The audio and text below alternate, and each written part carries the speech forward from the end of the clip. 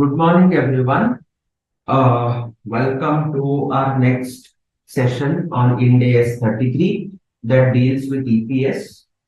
As I said in the last class, please confirm that you could solve the questions on Ind AS 19, those 2, 3 small questions which were left.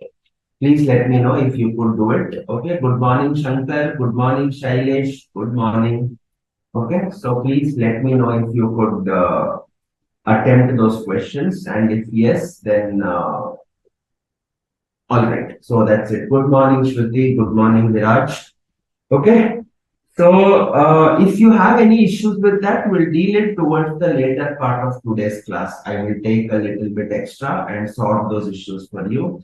If not, then we continue with Ind AS 33 only for the extended tenure. Okay. Good morning, Mohammed. Good morning. Okay, so now coming to Ind AS 33 that deals with earnings per share. Okay, uh, is this important from the perspective of your examination? That is the first question. Is it important from the perspective of practical life? That is the second question. So we are having to answer two questions in this regard, and we'll take up the session. Just give me a minute. Okay, yeah. So now, from your examination perspective, Ind AS 33 is a somewhat important standard. Two positive things: there is no debit credit, so the questions here cannot get lengthy. It's only a computational standard. Second one is it is a disclosure standard. Okay, so these are the two things about Ind AS 33. No debit credits, no what you can say, no accounting, no journal entries, nothing. It's purely solving it as a mathematical problem. That is the first, that is the one part. Next part is it is a disclosure standard. What do you mean by disclosure? It's basically all about giving information. If you see standards like Ind AS 16, Ind AS 38, Ind AS 36, they are not only disclosure standards, they are also your recognition standards, measurement standards, presentation, and disclosure. Ind AS 33 is very simple in that aspect. Okay. Now coming to practical life, how significant is Ind AS 33? Well, Ind AS 33 is largely a bridge. It is a bridge between financial reporting and capital markets. Okay. Capital markets or markets. Okay. It is a bridge between the two of them. Basically, we accountants, okay, or preparers of financial statements or auditors, we are generally known to be post-mortem experts after the things are recorded, analyzed. Then we come into the picture as auditors. Okay, so basically we are always told that there is a disconnect between the financial reporting and the capital markets, which is not the case. So therefore, one of the ways by which this bridge is being built is Ind AS 33 that deals with earnings per share.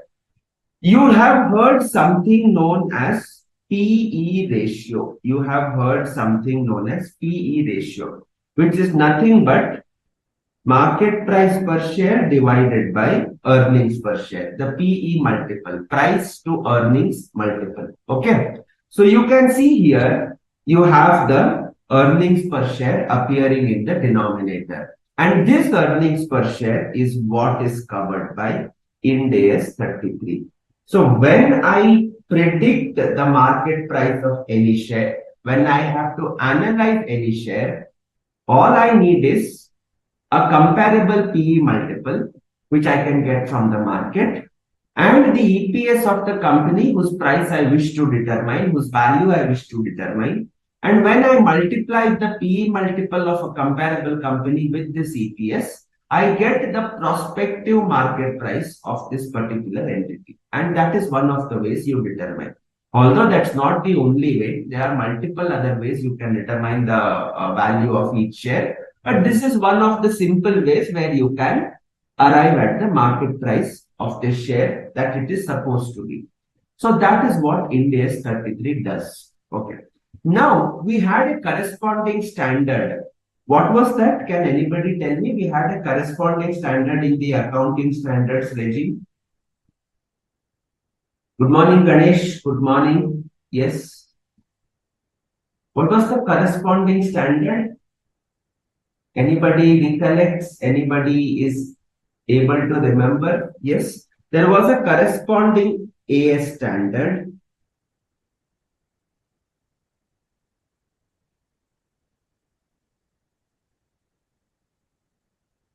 AS 20. There was a corresponding accounting standard AS 20. Acha. The principles of Ind AS 33 are largely based on accounting standard 20. They are largely based on accounting standard 20. So you will be able to see the similar calculations like weighted average number of equity shares. You will be seeing basic EPS. You will be seeing diluted EPS. You are going to see right shares. You are going to see bonus shares. Many times you will say, sir, ये तो हमको पहले से ही मालूम था. Many times you will say, sir, I know this beforehand. And those of you who have forgotten or those of you who did not study, they will obviously say, sir, क्या बोल के क्या फायदा आप सिखा रहे हो तो पहले से ही सिखाओ. Okay. So that is what it is. But yeah, largely the principles are the same. Only thing where Ind AS 33 differs is it has introduced a couple of new concepts. Not much, but these new concepts also which are there are drawn because the accounting treatment of these particular aspects is different under Ind AS regimes.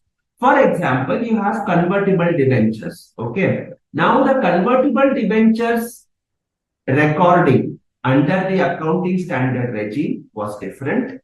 The treatment of convertible debenture under financial instrument standard is different. By virtue of this difference, we are going to have certain different treatments in Ind AS 33. So that is one of the examples. Okay. So because we have a different treatment in the other standards, Ind AS 33 automatically incorporates that. Okay. So now how do we propose to do this standard? We are having today's class, we are having tomorrow's class, we are having Tuesday's class. So today's class, I will be running you through a majority of what you have already studied. I am not going to do anything fresh because Ind AS 33 also contains that. Okay, it's not that I will not do the new topics, but it is because Ind AS 33 contains a lot of what you have already studied. So we are going to first base our discussion on the topics which you have already studied. It will go faster, it will go quicker. So therefore, I don't anticipate any difficulty in that.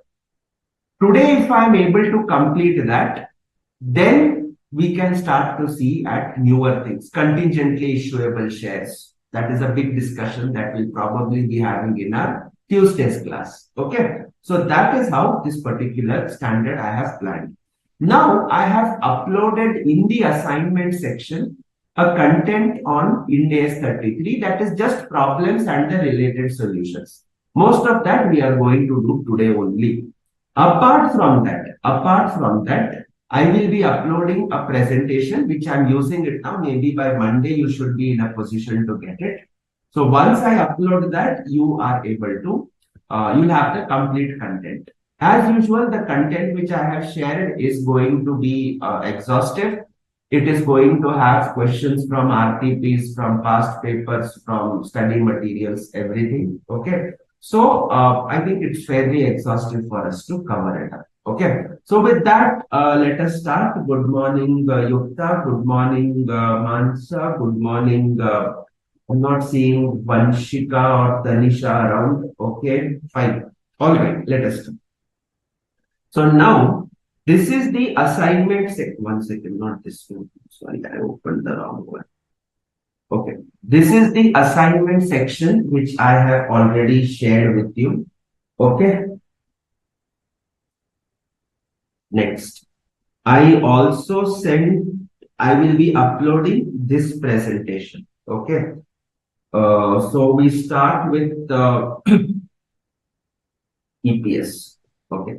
The first thing that we start is basic EPS. The first thing that we start is basic EPS. Okay. What do I understand by basic EPS? Well, basic EPS essentially is nothing but net profit attributable to the equity shareholders divided by uh, weighted average number of equity shares. So this one is particularly this formula. Okay, we will now study this in detail.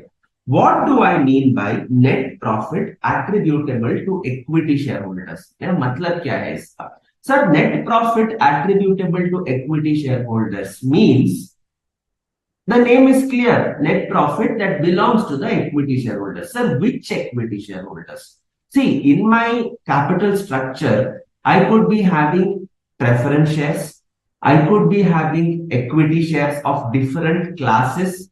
Okay, like equity shares with differential voting rights. Okay, तो इसमें कौन सा है वो? Which is that share where I am computing the EPS. So now the standard tells us that the earnings per share computation is based from the perspective of that class of equity shares which is subordinate to all other classes of equity shares. Okay, so to put it in words, EPS is based on the perspective or is based from the perspective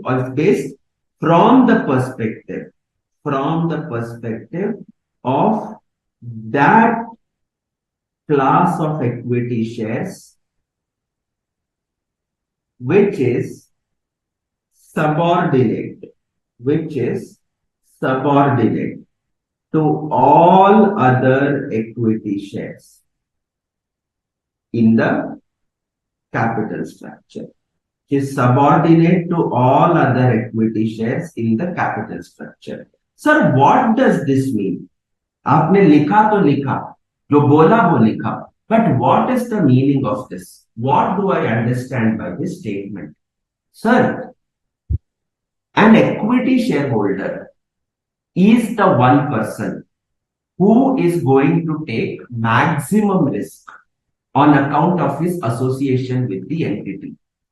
If the entity goes in for liquidation, you all know that the equity shareholder will be the last in line with his hands open and is saying, जो कुछ भी बचा है वो मेरे हाथ में दे दो. Okay, whatever is left out, please give it to me.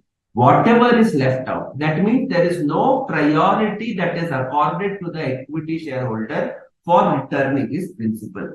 That is the meaning of subordinate to all other equity shares.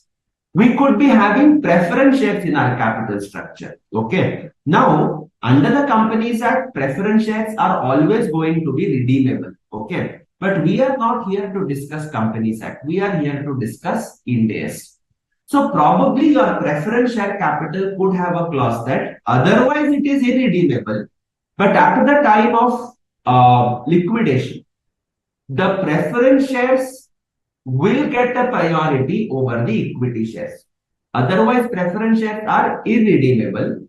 But if the company goes into liquidation, these preference shareholders are going to get priority over the equity shareholders.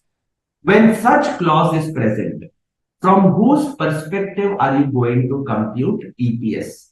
Is it from the perspective of preference shareholders or is it from the perspective of those equity shareholders? Sir, it will be from the perspective of equity holders. Okay. Let me slightly modify this and say that, sir, I'm having equity shares.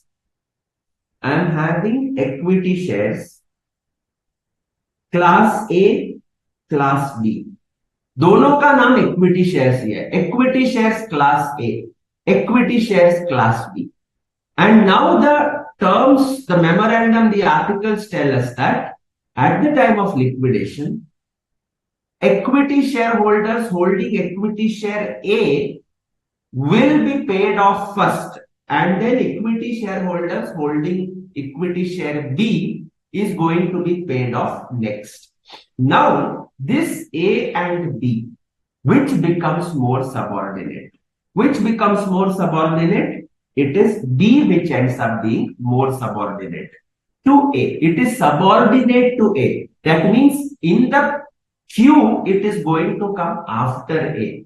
After B, nothing is there. But in the Q, A will come first, then B. So the EPS is computed from the perspective of B. The EPS is computed from the perspective of B. So that is the meaning of computed from the perspective of that equity shareholder who is subordinate to all other shareholders in the capital structure of the entity. This is something you will have to keep in mind. So we are talking about net profit attributable to these equity shareholders. So basically, you will arrive at your net profit. You will start with revenue from operations, deduct the expenses. You will arrive at profit. You deduct tax. You will arrive at profit after tax. Do you stop there? Answer is no. You will then move on to preference dividends. And after you move on to preference dividends, what you are left with is net profit attributable to equity shareholders.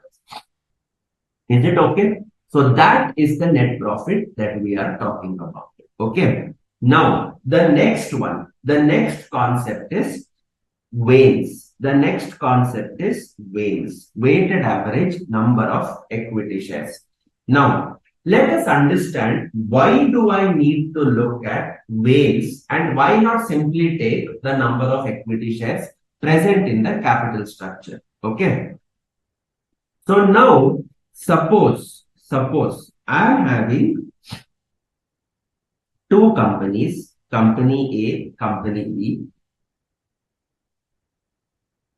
Profit after tax or net profit attributable to equity shareholders is 1 lakh here, 1 lakh here also. Number of shares on 1st of Jan, we take it as a calendar year.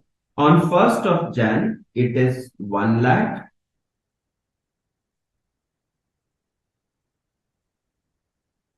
Okay. On 30th of December or 31st December, there is an issue that happens and you are getting 9 lakh. Or I do one thing, I make it 1000 so that the numbers are more clear. Okay. 10,000, 10,000, 90,000. Okay. Nothing is issued here.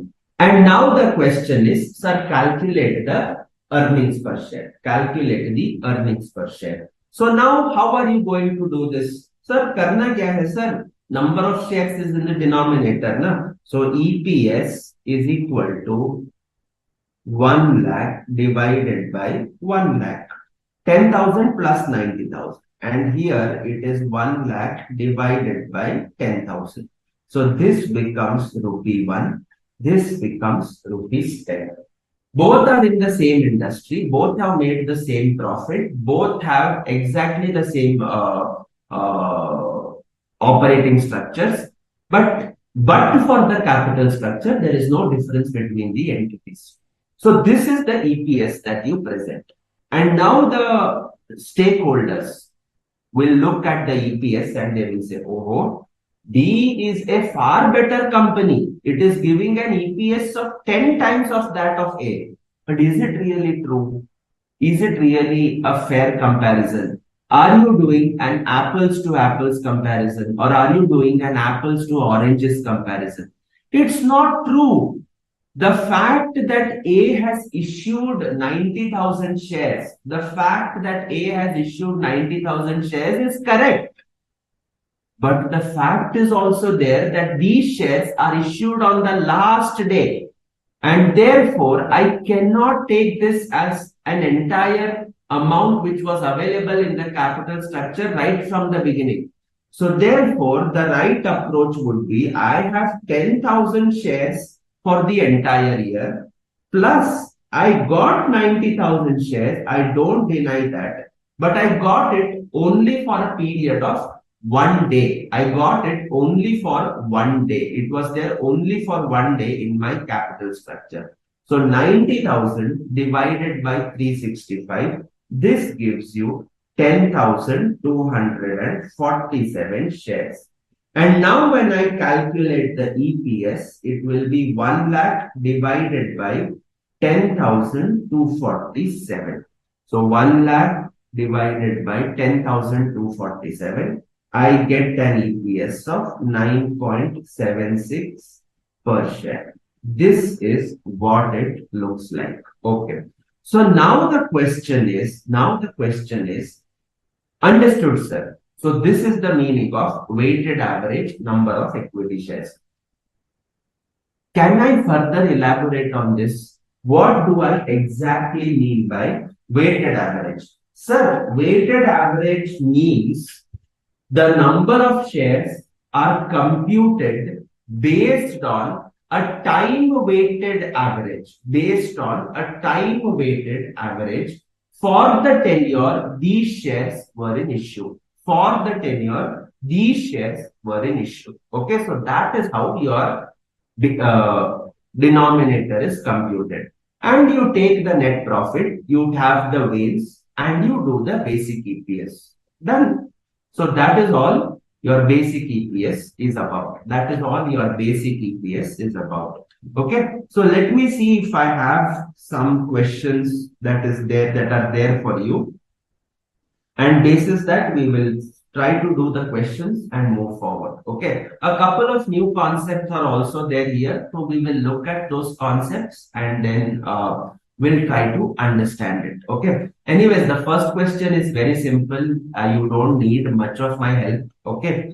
The net profit before tax of Mitra Limited was rupees 200 lakhs. Okay. The income tax rate was 37%.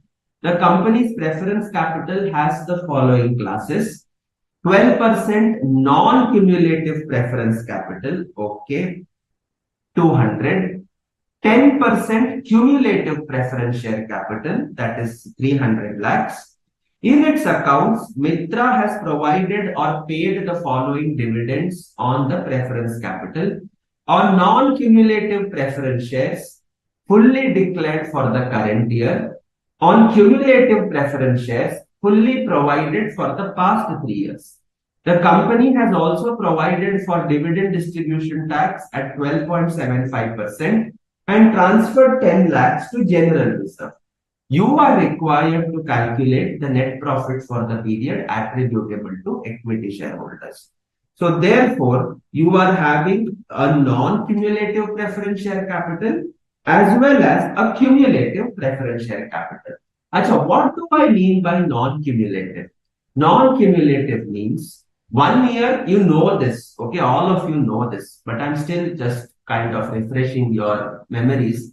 Non-cumulative means the preference dividend, if it is not declared in a particular year, it won't be paid. It's as simple as that. Non-cumulative means that preference dividend does not accumulate.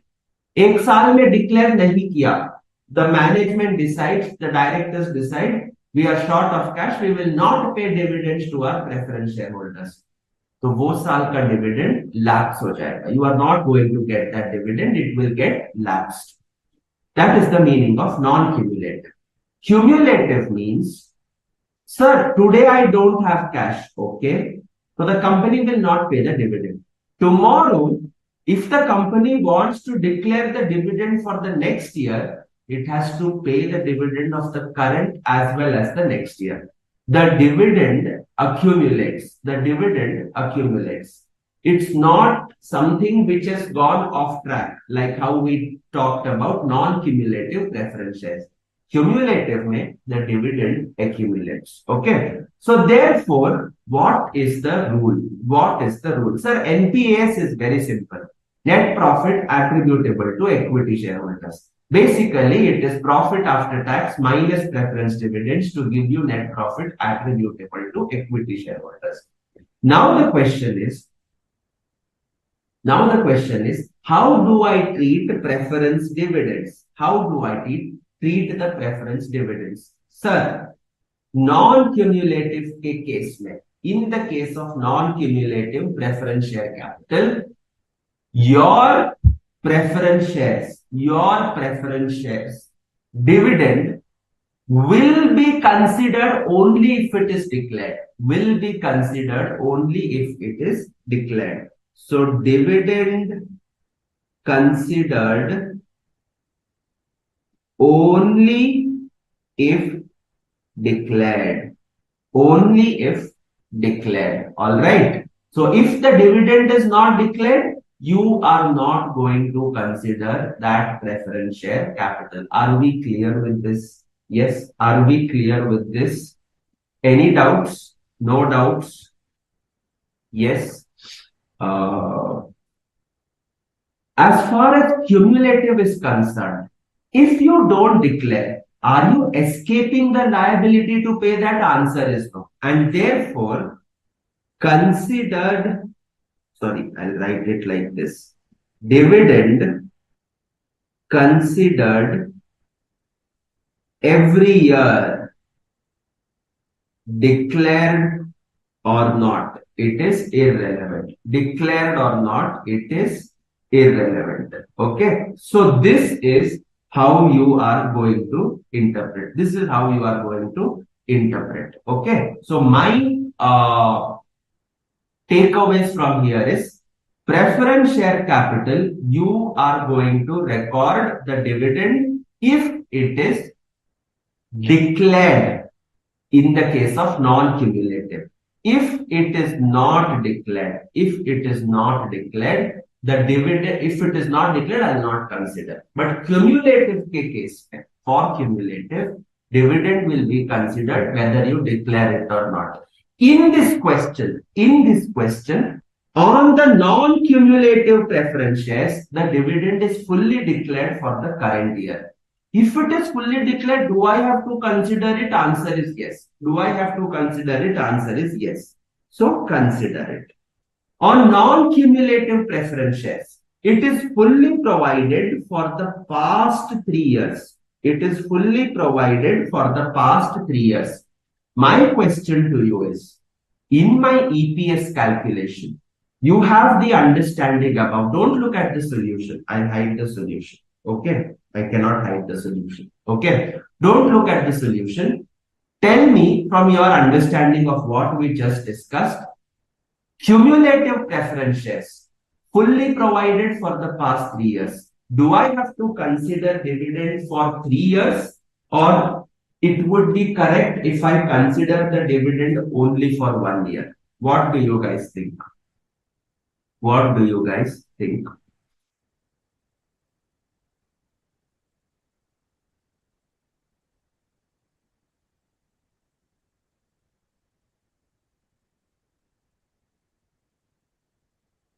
Should I consider it for all the 3 years together, or do I consider it only for 1 year? Okay. And why? Okay. Good morning, Tanisha. Yes, tell me. Others can put it. Shruti is also giving the answer. Manoj, good morning. Yes. Okay. All right. Tell me.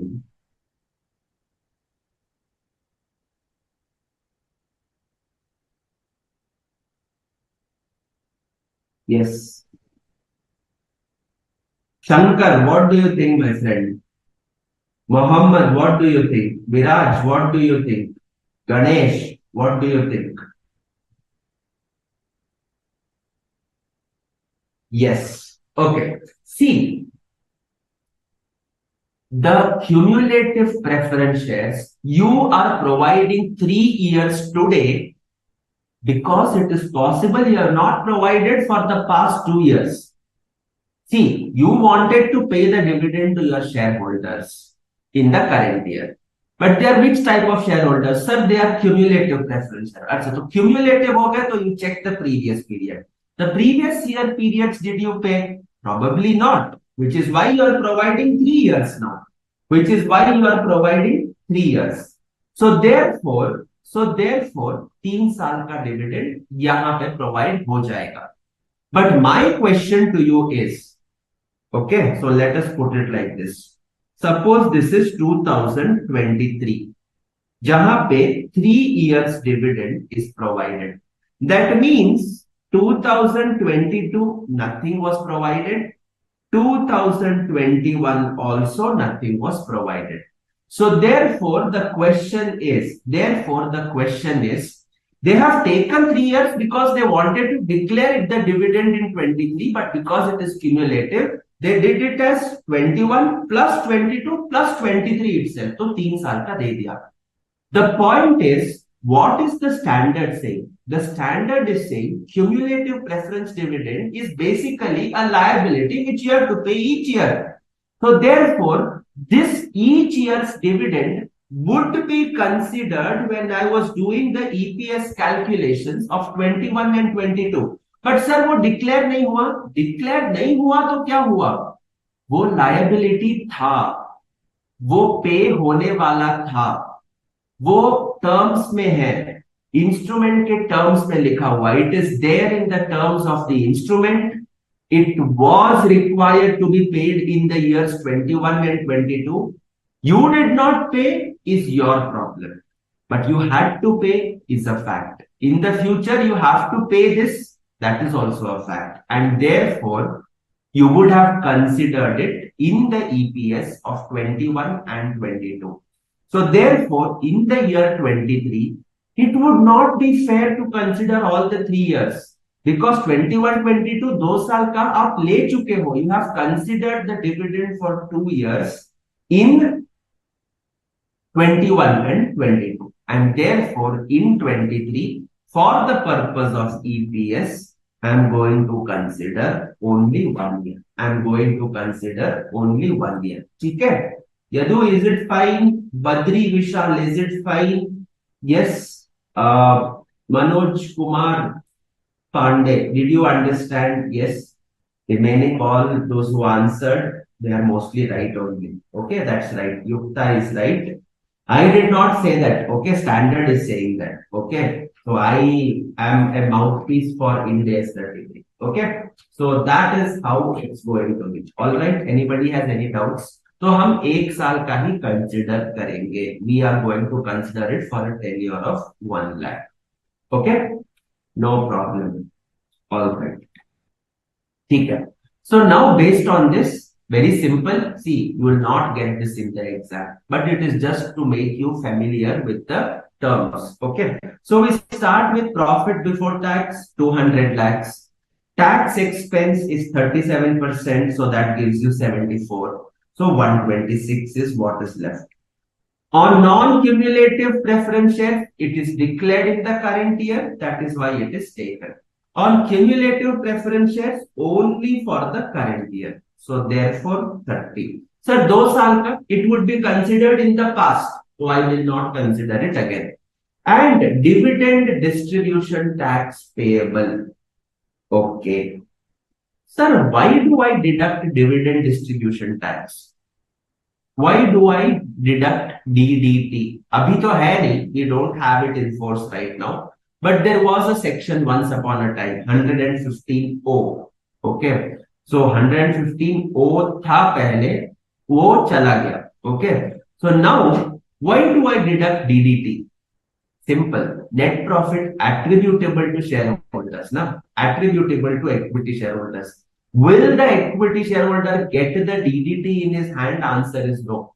That goes to the government. So therefore, DDT is not going to, is not going to be included. You have to deduct it. So therefore, 6.885. So net profit attributable to the equity shareholders is 65.115. 65.115. Sir एक बात तो आप बताना भूल गए. There is a transfer to general reserve of 10 lakhs. I did not deduct it. Can you tell me why? Can you tell me why it is not deducted? Can you tell me why it is not deducted?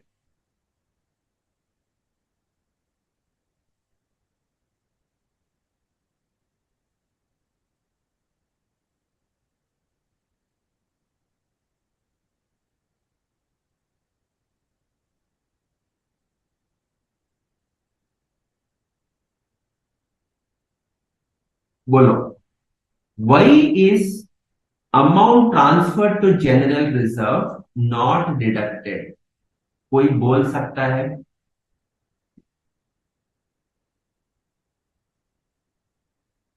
Yes.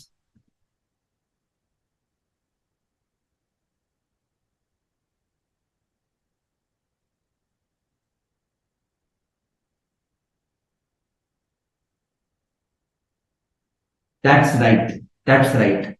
10 lakhs is an appropriation. You are removing it from the P&L and you are putting it in general reserve. It is earned in the current year. It's just that you are removing it from one pocket and you are putting it in another pocket. And that is why you are not going to consider this in your EPS. You are not going to consider this. Okay. Shankar has a question, sir. For EPS calculation, we are taking the current year, but all the 3 years will be paid in 2023. How will that be shown in the profit section? See, cumulative preference shares, you have to cumulate. Okay. You have to accumulate. So ideally what should happen is each year you should provide. So you will be having preference dividend account debit to preference dividend payable for 21. Preference dividend account debit to preference dividend payable for 22. For 23, they should have preference dividend account debit to preference dividend payable and then preference dividend payable to bank for all the 3 years you paid it off. They did not provide. I do not know. Okay, we stick to the question. We are providing for all the 3 years. So therefore, you will have in 2023 in the P&L preference dividend account debit for 3 years to bank for 3 years or to preference dividend payable for 3 years. Okay, simple, no complications. That is the P&L part of it. That is the P&L part of it. EPS is concerned with what is the impact for the current year only. The current year में सिर्फ 1 साल का आएगा. 2 years you would have considered in the past and therefore you are not going to consider it now. Are we clear with this? Yes. That's right. Everybody is right. Okay. Yeah, yeah. Answers are reaching. So that is why I said that that is right. It is an appropriation of profit and not a charge. Okay. That is why I said that. That is the reason. Okay. So that takes care of question number 1. Okay. All right. So that is done. Let us then proceed further. Let us then proceed further. The next question that we are going to do is a debatable question. Okay, it's a debatable question. I'm making a disclaimer right from the beginning. Okay. Now, why it is debatable? See, first of all, equity shares का बात हो रहा है. Okay, you are going to study financial instruments. Okay, in financial instruments, you are going to have a topic like liabilities. Okay, basically financial liabilities. So when you do a topic like financial liabilities, there will be an amount of interest component that will be considered. And that interest component, we generally have a discounting that is done. We generally have a discounting that is done. You will study it in your financial liabilities and under the financial instruments chapter. Now, you have also studied discounting in the immediately preceding standard. In days 19 May, when we discounted the obligation, the defined benefit obligation, we did a discounting using the discount rate term. So therefore, that is there. Here, what we are going to now see is, we are going to discuss an interesting concept. This concept is a case where equity shares are issued at a discount. Okay? Because they are not declaring dividends initially. They are not declaring dividends initially. So my shareholders are going to see a return pattern somewhat like this. They are going, okay, they are going to see a return pattern, return on their investment, somewhat like this. Okay. If this is the graph, if this is the graph, and this is the time. Okay. Then the return that they will get, initially they won't get anything. So year 1, 2, 3, 4, शायद कुछ मिलेगा नहीं. And then you are going to get a return on investment from, let us say, the fourth, after the fourth year or fourth year onwards. But 4 years stuck, you are not going to get anything. You are not going to get anything. Okay, this is returns. उसके बाद हम देंगे. See, this is typically seen in companies where the projects take a lot of gestation time. Take, for example, a company like Tata Power, or any company that is in the infrastructure business, or any company that is, say, in toll road construction business. अच्छा, आपको क्या लगता है toll road बनाते बनाते कितना साल लगता है? Sir, it could take something between 3 to 5 years, 5 to 7 years, 7 to 9 years, 9 to 11 years. कुछ भी हो सकता है. Okay, yes, it takes a long time. Now, do you think it would be fair on the shareholders to ask the company, नहीं नहीं आप पैसे बनाओ नहीं बनाओ, you pay us the dividend because we have invested in you? Do you think it is fair on the part of the shareholders to ask this to the management? Answer is no, it's not fair. Because their job is capital intensive. They need the money to fund the construction. If you are constructing a hydropower project or dam that you are building on a river, do you think dams come overnight or in 1 year? No, they take 3 to 5 years to come. A toll road takes 3 to 5 years. Anybody who has seen a metro construction in a city like Bombay, I did my chartered accountancy when I was my student in Bombay. That time also metro was going on. I finished my CA, then also metro was going on. I went after my CA 2, 3 years later, then also it was going on. For 8 years, I went to Bombay, then also it was going on. After almost 8 to 9 years, that metro project got ready. So for this period of 8 to 9 years, they need the money to carry on the construction activity. At that point of time, if the shareholders झोली फैला के खड़े हो जाते हैं हमको dividend दे दो, do you think it's fair on their part? It's not fair. So they will not ask the dividend also. But do you think asking a premium from the shareholders initially, is it fair? Answer is no. So both of them join their hands and come forward and say that, sir, you are not asking dividends. That is very nice. Equity shareholder says it is not very nice. I am not very nice. Okay. So if it is not very nice, you give me something.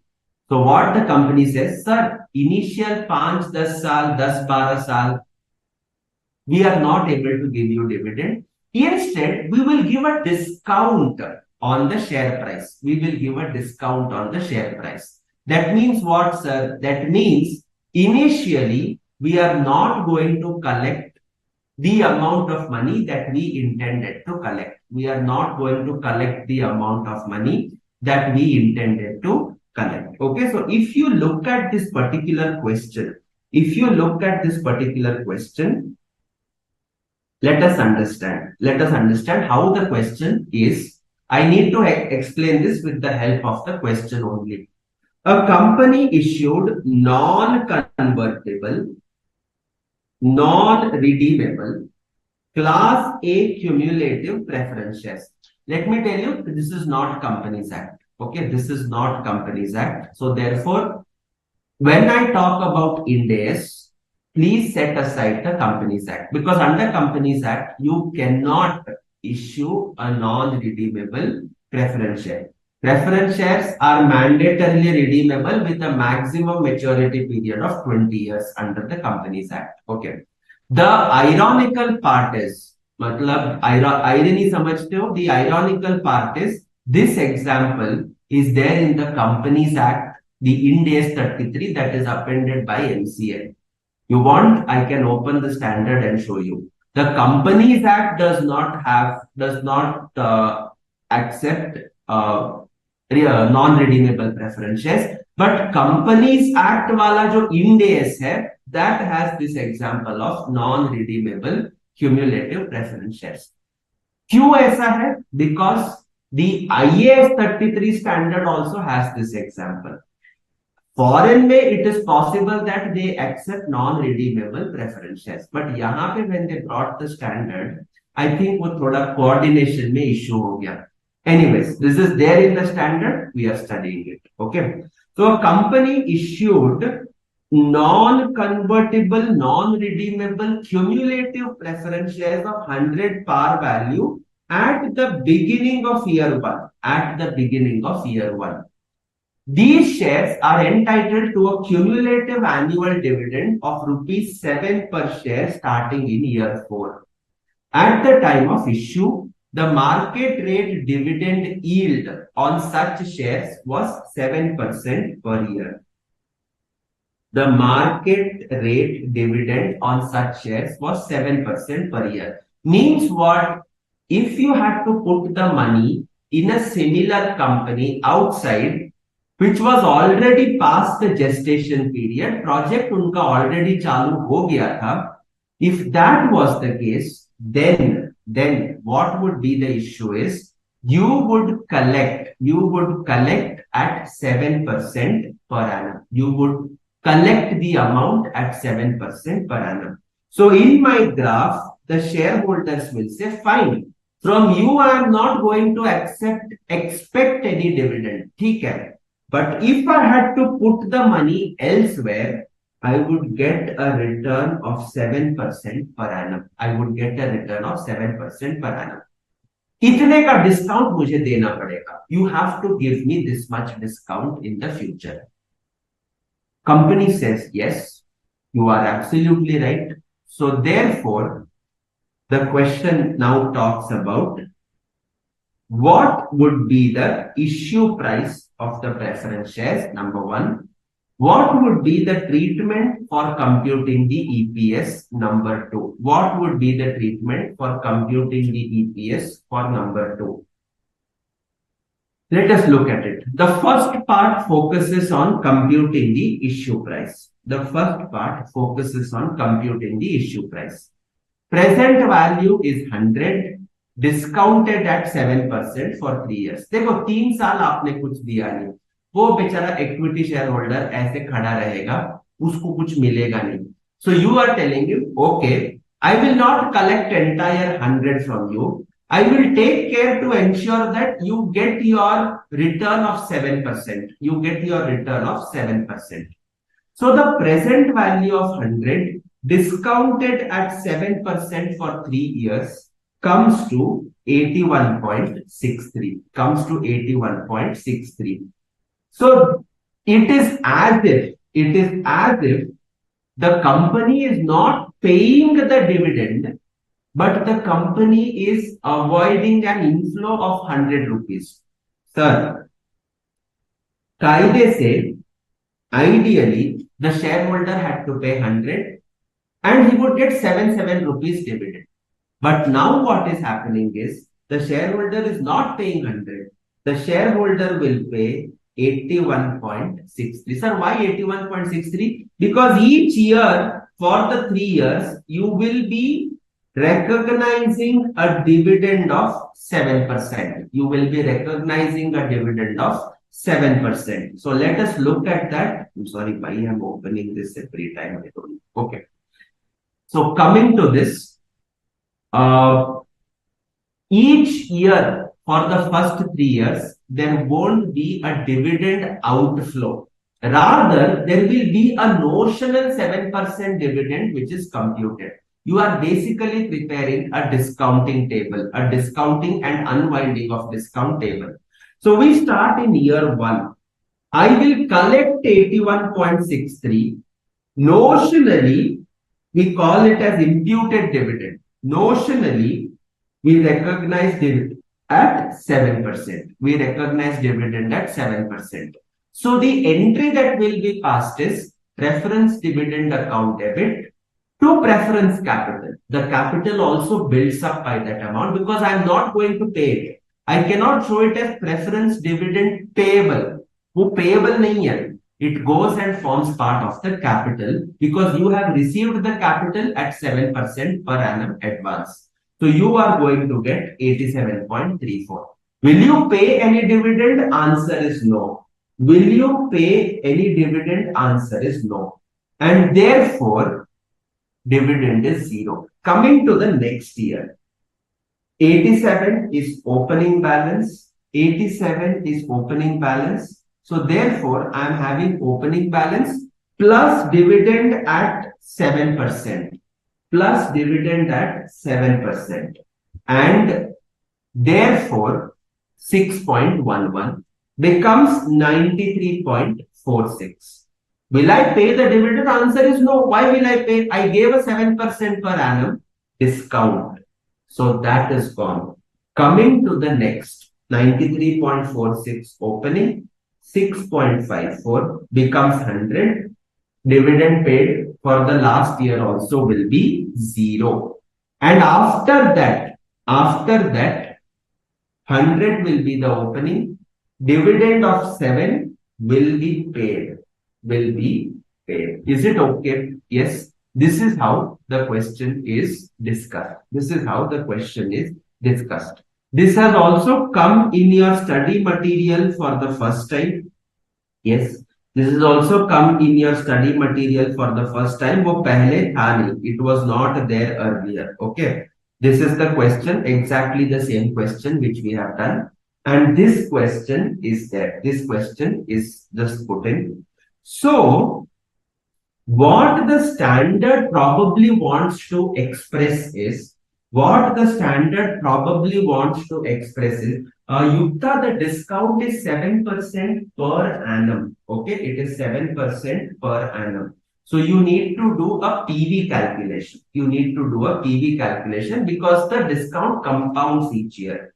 The discount, when you start unwinding it, it's actually compounding. Is it okay? Yes. So that's how we do it. So therefore, initially, the shareholder pays less, 81.63 instead of 100. So yes, on a face value, it is 100 minus 81.63. So that comes to 18.37%. That's right.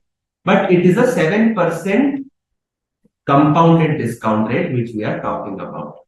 Now the question is, let us understand again the concept. The shareholder will pay 81.63. Okay. So if I have to just explain in plain journal entry terms, it looks something like this. Year 1, bank account debit 81.63 to preference capital 81.63. Okay. Year 2, this is opening. Okay. This is opening. Initial. Then at the end of the year. End. Preference dividend account debit to preference capital. This comes to how much? 5.71. This is 5.71. Year 2, end. Same entry. Debit. How much does that come to? 6.11. 6.11. And then year 3, end. Same entry. It is 6.54. And here at the end of year 3, preference capital gets restated to 100 rupees. So this is the way. After the third year, dividend will be declared and paid, and it's a straightforward working thereafter. Now, the shareholder pays less. That's right. Saves the discount amount, and the company is avoided from the cash outflow of dividend. Both conclusions are absolutely correct. That's right, Tanisha. Okay. So now the question is, ये तो समझ में आ गया. Sir, we understood this. But I have a problem. I have a problem. The problem here is you have put this in the standard. So now it becomes like an acceptable thing.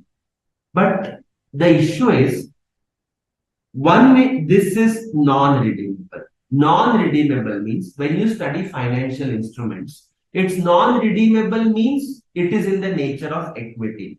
So though the name may be preference shares, in reality it is equity shares. In reality it is equity. In reality it is equity. Okay? तो वो equity में जाएगा. Equity cannot be discounted. That is the fundamental principle of financial instruments.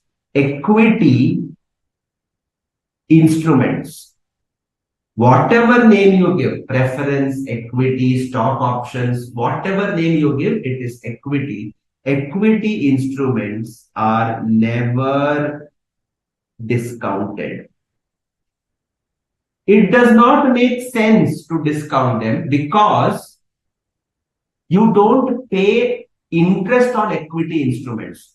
What you pay is dividend. And more often than not, dividend is discretionary. Dividend is discretionary. Is it okay? Yes. So sometimes you will have hybrid instruments also. This is a hybrid instrument. It's a cumulative preference share. So each year dividend is a liability, but the principal is not a liability. It is in the nature of equity. इसको हम लोग बोलते हैं, we call this as compound financial instruments. You will study this in detail. But the main point is we don't discount equity instruments. We don't. But यहाँ पे the question is treating it as if the equity instrument is getting discounted. That is the first part. The second part is you are ending up unwinding the discount each year. That means it is a kind of a finance cost. It is a kind of a finance cost. So here the interpretation could be it's not right because we don't have a finance cost on equity instruments. So that is the kind of interpretation we are looking at. Yes. But the other interpretation always persists that yes, the interest is the dividend is cumulative. That means it is a liability which you have to pay. That means it is a liability which you have to pay. And therefore, you are going to record it. You are going to record it every year. Okay? So, varied approaches are there. Varied outlooks are there. But for our purpose, don't break your head much into that. As of now, you don't know financial instruments. It's very nice for me. ये सीख लो, चल दो, मेरा काम हो गया. When you study financial instruments, remember that this is an exception to the understanding that you gain under financial instruments. Okay, that's it. Okay, so that takes care of question number 2. Are we clear with this? Are we clear with this? Yes. Anybody has any doubts? Anybody has any doubts here?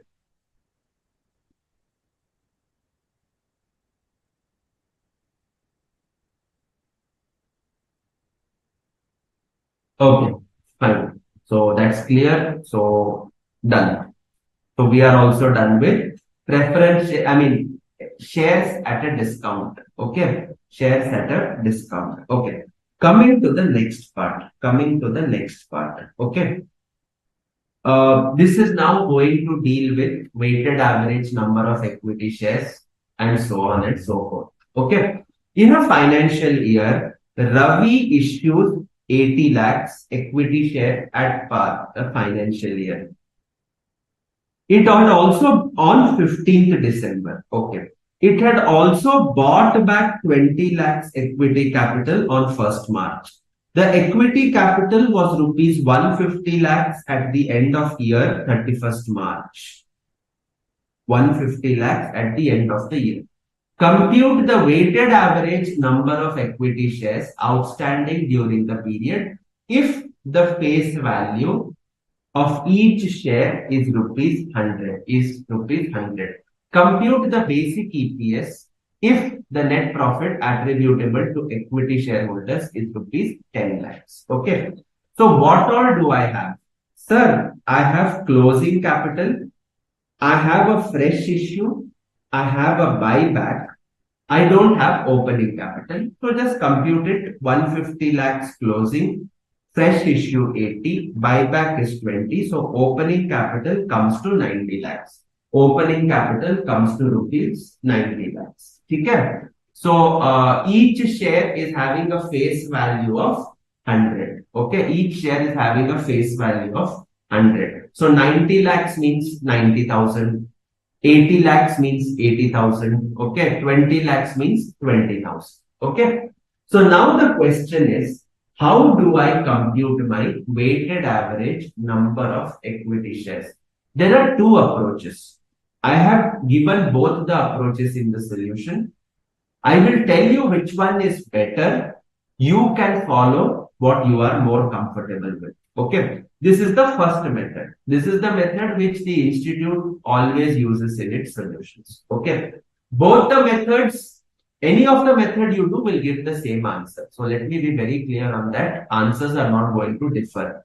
If you get a different answer, it means you have made something wrong. You cannot go different from the institute's answers in this regard. Okay. So let us start. Opening capital is 90 lakhs.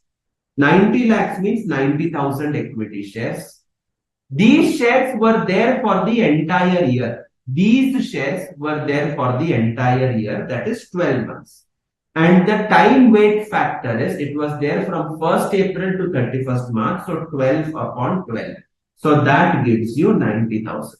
That gives you 90,000 equity shares. Okay. So this is the first part. This is the first part. You are then making a fresh issue on 15th December. You are then making a fresh issue on 15th December. For how much? Sir, the fresh issue is 80 lakhs. The fresh issue is 80 lakhs. Okay. So 80,000. This came into existence on 15th December. That means for December, half a month it was there. January full month, Feb full month, March full month. So 3.5 months. So therefore 3.5 divided by 12. So that gives you 23,333. And coming to 1st March, again 20 lakhs buyback. It is a buyback. That means it is a reduction in the number of shares. So 20 lakhs means 20,000 negative. These many shares were not in existence. These shares were not in existence for a period of 1 month. So therefore, 20,000 into 1 divided by 12. It is not in existence for 1 month. So be careful with that. Okay. It is not in existence for 1 month. So you get 1,11,667. Are we clear with this? Yes. Weighted average number of equity shares. Have you understood this part? Bolo? Yes. Thank you, Kisliya bhai. It is for you only. Okay. All right.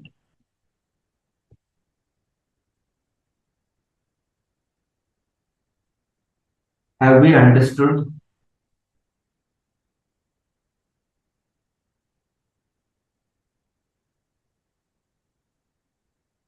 Anybody has any doubts here so far? Clear. Okay. All right. Jigar has confirmed. Tanisha, Mohammed. What about the others? Yadu. I think this should be clear. It's too simple. Okay. Acha. The second way of doing is prepare a timeline. We start off with 90,000 shares. Till 15th December, we had 90,000 shares. So for 8.5 months, we were at 90,000. On 15th December, another 80,000 shares got added. So from 15th December, you got 1,70,000 shares. And the next capital structure change happened on 1st of March. And therefore 1,70,000 shares are in existence for 2.5 months. They are in existence for 2.5 months. After that, you have bought back 20,000. So you will be left with 1,50,000 for a tenure of 1 month. For a tenure of 1 month. So my weighted average number of equity shares is 90,000 into 8.5 divided by 12. 1,70,000 into 2.5 divided by 12, 1,50,000 into 1 divided by 12. So when you do the workings, you are ultimately going to get the same answer as what you got in the first method. Okay, same answer aega. You have to get the same answer. There is no second thought about it. Okay, but this is just an alternative method. Now, you only tell me which method do you like? Do you like the first one or do you like the second one? Or which method do you feel is better? Which method gives you comfort?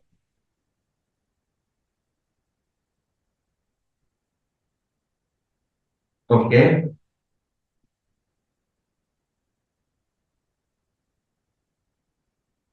okay,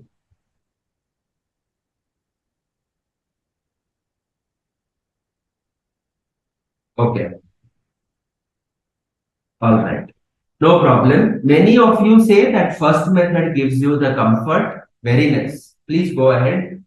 Be very alert about when my capital structure is changing. Okay. Because what happens is sometimes the institute gives an event that happens later first and an event that happens first later. You just have to be alert about that. If you have to ask what I am comfortable with, I am comfortable with the second one.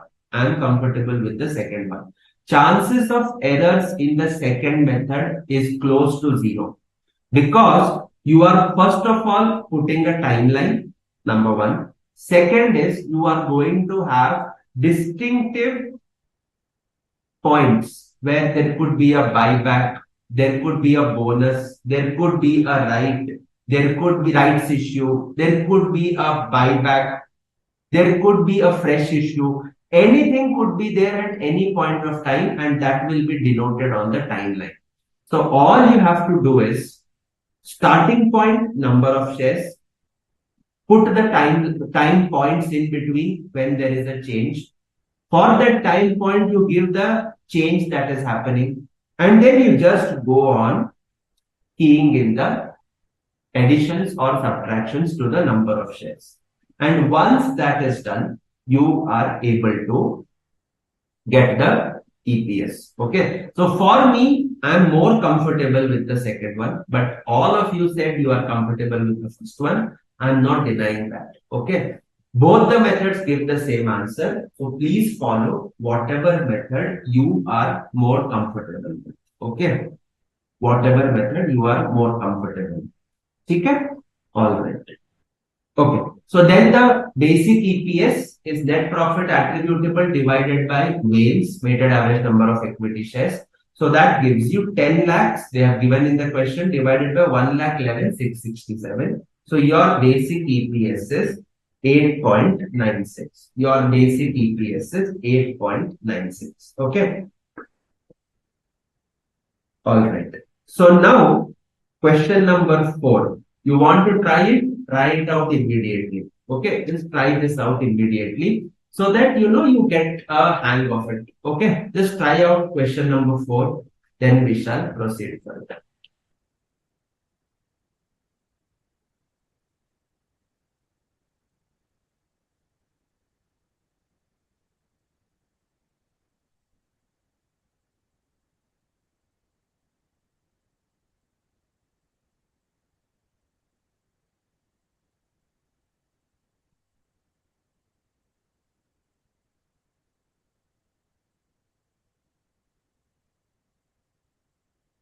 Check out the answer. Yes, tell me what answer you get. Do any of the methods. Don't look at the solution. Try to do this.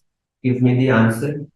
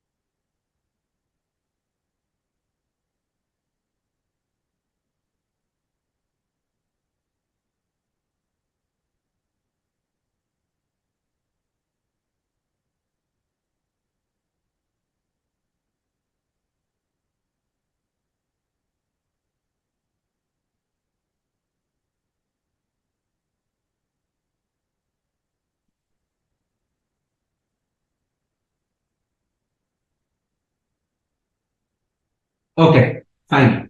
I got two answers. I'm waiting for more. And both the answers are fortunately correct. Yes. Those of you who have done, I trust that you have not seen the solution. Okay.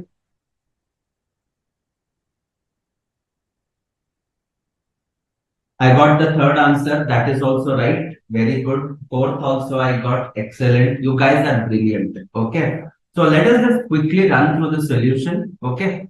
Uh, I have again presented both the methods. You can see whatever method you are comfortable with. Okay. You started off with 1st April, 5 lakh shares, which were there in issue for 12 months. So 5 lakhs. 30th June, you made a fresh issue of 1 lakh shares, 9 months, 75,000. And third, you had a buyback on 15 Jan. That means these shares were not present for 2.5 months. So subtract. So you get the same answer. अच्छा timeline के हिसाब से करोगे then also you will get the same answer. Very nice, Tanisha. Yes. So 1st April, that is one. 30th June, another change. 15 Jan, a second change. And 31st March, closing. So started off with 5 lakh. It became 6 lakh on 30th June. It became 5,50,000 on 15th of Jan. And when you do the weighted average for time, you will get the same answer. Okay. So that is clear. That is clear. Okay. So that takes care of weighted average number of equity shares. Coming to the next concept. Coming to the next concept. Okay. Now, the next concept is partly paid equity shares. Partly paid equity shares. Okay. Sir, if my shares are partly paid, how do I do the weighted average computation? Sir, if your shares are partly paid, it means you have received part number of shares. And if you have received part number of shares, you have to convert that share proportionately. Sir, kya matlab? Sir, let us understand. If I have issued 100 shares of rupees 10 each, and I receive 100, it means my capital structure has increased by 100. But suppose I issued 100 shares of rupees 10 each, collected rupees 4, collected rupees 4. That means in your capital structure, how many shares have come in? Sir, 100. 100 is fine. But in terms of amount, how many shares did you got? Sir, 100 shares मैंने issue किए. I collected 4. So 400. So 400 is the equivalent full shares. How much? Divided by 10. 40 shares of rupees 10 each. So you proportionately reduce the shares. So 100 shares of 10 each, 4 collected is nothing but okay. I see. I think there is a question numbering problem, but otherwise it is fine. Okay, otherwise it is fine. No. It is ahead. Okay, ठीक है. All right, I've just done a repositioning of the questions so that you are able to solve them accordingly. Okay, so 100 shares of 10 each, collected 4, is the same as 40 shares of rupees 10 each. So there is a proportionate reduction in the amount. See, basically, EPS focuses on which date the money came in, for you to do the computation, which date the money came in for you to utilize that capital in your business. That will be the number you have to consider for the purposes of your EPS. So EPS works on the fundamental that the amount should be there with you in hard cash, and that number of equity shares from that particular date will go and form a part of your weighted average number of equity shares. Okay. So that is the reason you are going to solve accordingly. Okay. That is the reason If you have partially collected, you will consider it partial. You will consider it partial. Is it okay? So therefore, we quickly run through this question. See, all these you know it. Okay. I haven't taught today till now. The only new thing I taught you is that discount wala equity shares. Okay. Apart from that, I have not discussed anything new. That discount also, that is the only question. They have asked you what should be the discounted price and what will be considered for EPS. That's it. They have not told you to compute the EPS or anything. I don't foresee a question coming from that particular concept because it comes with its own set of debates. Okay. So there are too many debates in that respect. Now coming to this question, you know this concept, we just apply that and quickly run through the solution. Okay. So during the year ended 31st March, Giant makes a public issue of 1 lakh equity shares of 10 each, which was fully subscribed. The calls were made as 5 on application with allotment being made on 1st of July. Rupees 2 first call made on 30th September. Rupees 3 second and final call made on 1st of January. Partly paid shares are entitled to participate in the dividend to the extent of amount paid. ये होता ही है. Okay. So suppose 10 rupees share, 10 rupees dividend is declared. Then if you have paid 2 rupees only, you will get 2 rupees as the dividend. The company had 5 lakh shares outstanding at the beginning of the year. And apart from public issue, there were no other changes in the share capital. Compute weighted average number of equity shares. Very simple. 1st April, 5 lakh shares were in issue. These were fully paid, 100%, and they were there for a period of 12 months. So 5 lakh into 100% into 12 upon 12, that gives you 5 lakhs. On 1st of July, you made a fresh issue, 1 lakh, and you collected 5 rupees. So 1 lakh into 5 by 10. Proportionately कर रहे हैं. So 50% only is what you have received. And these were in issue for 9 months, so 37,500. On 30th September, you collected the remaining 2 rupees. So therefore, 1 lakh into 2 divided by 10, you have collected 20% of the total. So 1 lakh into 20% into 6 by 12, 10,000. And finally, you are collecting the balance 3. So 1 lakh into 3 by 10. That is 30% multiplied by 3 by 12. So that gives you 7,500. So your total weighted average number is 5,55,000 rupees. Are we clear with this? Yes. Are we clear with this? Anybody has any doubts? Anybody has any doubts here? Yes. Any doubts? No doubts? All clear? Yes, sir. No, sir. Okay, Shruti, समझ में आ गया. Yadu, did you follow? Mohammed, did you follow? Badri, Vishal, Manoj, Shankar, Ganesh, Viraj, Shailesh. Did you guys follow? Yes. All clear. Okay, perfect. So with that, we just looked at our presentation. Okay. So basic EPS. Profit or loss attributable to the ordinary equity holders. Okay. Continuing and discontinuing, we will discuss this later separately. Okay. Computation of basic EPS, we saw this formula. Measurement of basic EPS, you have net profit or loss for the period.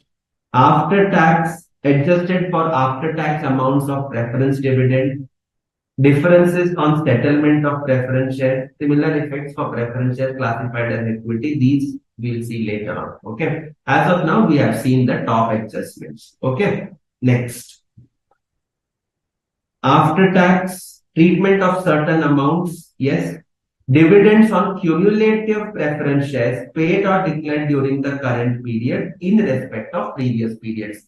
We have seen this. In the very first example, preference dividend was declared for 3 years on cumulative, but we took only one because we are excluding the dividends in respect of previous periods. So this is explained already.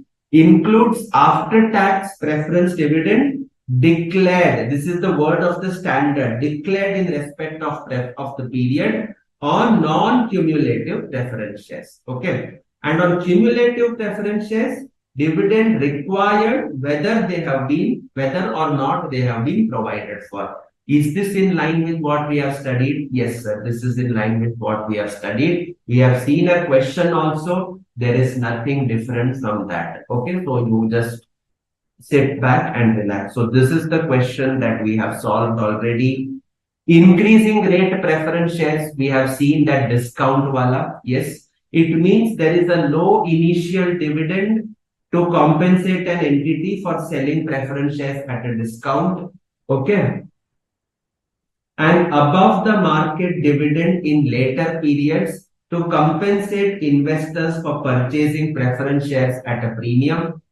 Treatment and original issue discount or premium on increasing rate preference shares amortized to retained earnings treated as a preference dividend for the purpose of calculating EPS. We saw all of that. So that takes care of increasing rate preference shares, and we have solved this question. I'll do it. I'll do it. I'll do it. Yukta and Shailesh have asked it. I'll do it again. Okay. Yeah. Okay. All right. Then we come to certain special things that is there. Okay. We'll look at this shortly. Okay. Now I have some doubts in respect of question 8. So let us solve it. Okay. All right. Now.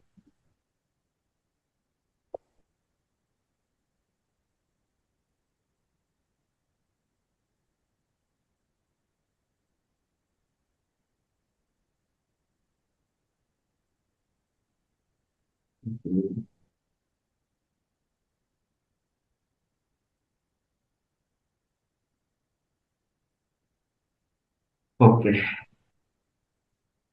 31st March. Okay. The calls were made as under 5 on application to 30th. So 1st July, 30th September, 1st January.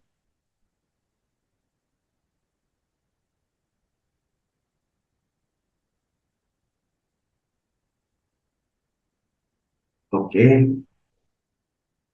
All right. So this is 1st April, 1st July, 30th September, 1st January, 31st March. Okay. अरे इतनी जल्दी break नको. It's not even 8:30. Okay.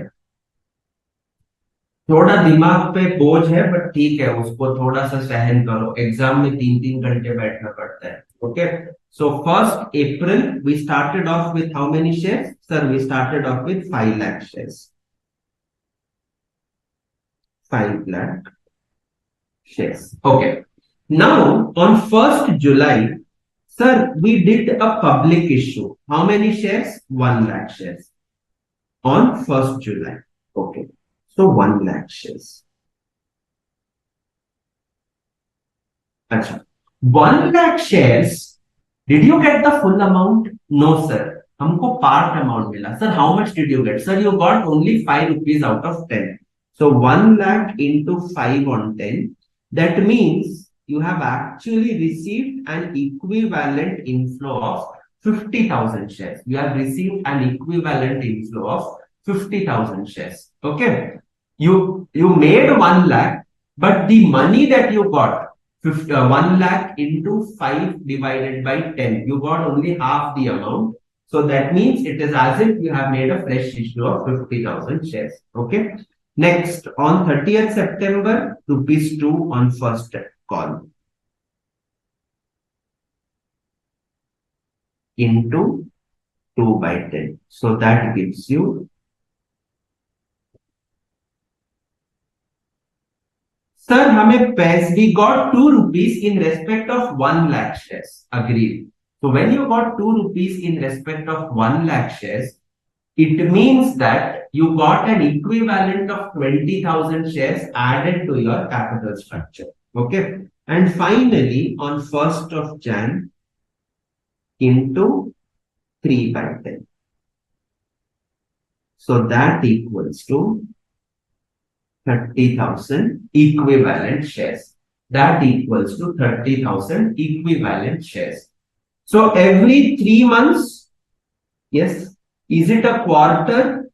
Yes, it is a quarter.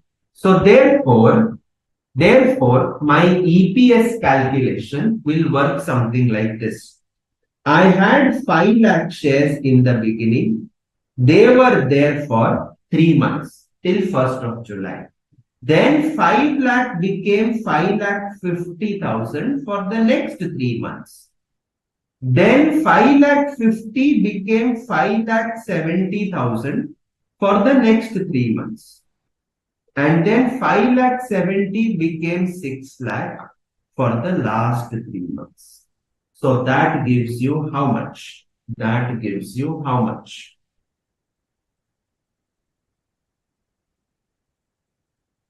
5 lakhs into 3 by 12, 1 lakh 25,000 plus 5 lakh 50,000 into 3 by 12, 137,500. 5 lakh 70,000 divided by 4, that gives you 142,500. And then,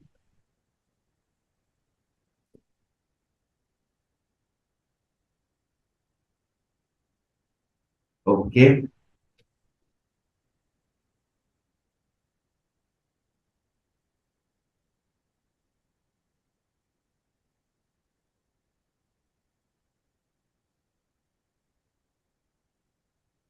5 lakh 55,000 shares. Are we clear with this? Yes. Shailesh, did you understand? Yukta, did you follow? Shruti, did you understand? Yes.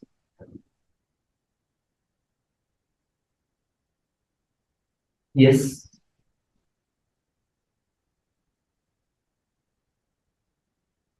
Understood. Okay. All right. So you can do it this way, or of course you can do it the way it is done in the solution that is already allotted to you. Okay. Are we clear with this? Yes. Okay. All right. Everybody has understood this. Okay. So now that concludes the basic discussion. That concludes the very basic discussion that we were doing. Okay. Now we move on. Let me just check. I'm seeing if anything, question number 5. Let us see if I can leave this with you for homework. Balance shares. Okay. Okay. Okay. Okay. All right. I want you to try question number 5 right now. Okay. Just check if you can do question number 5 right now, and then we can proceed. Okay.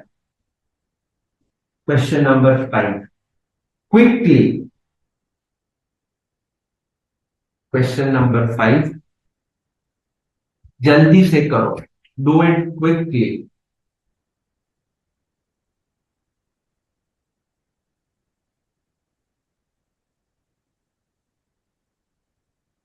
Right, right.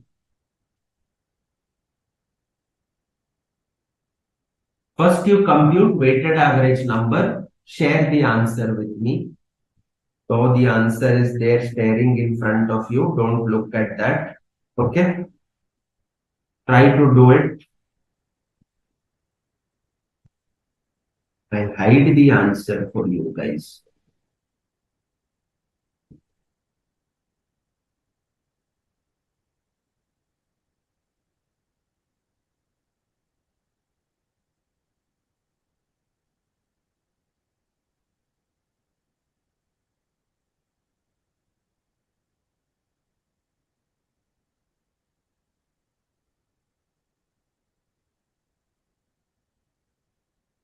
Mhm.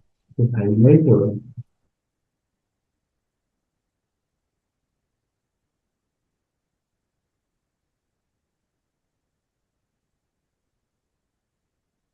Okay. Yes. Successfully hidden the answer. All right. Try the weighted average number of shares.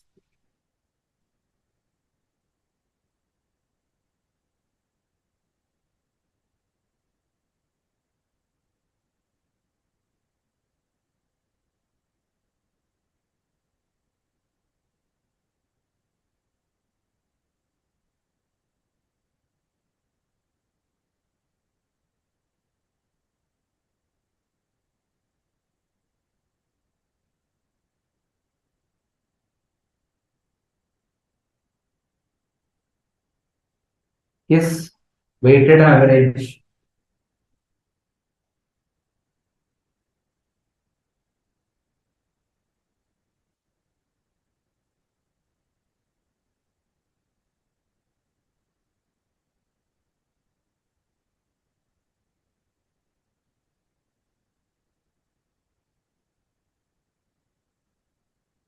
Tanisha, your weighted average number is fine, but just check the EPS calculation.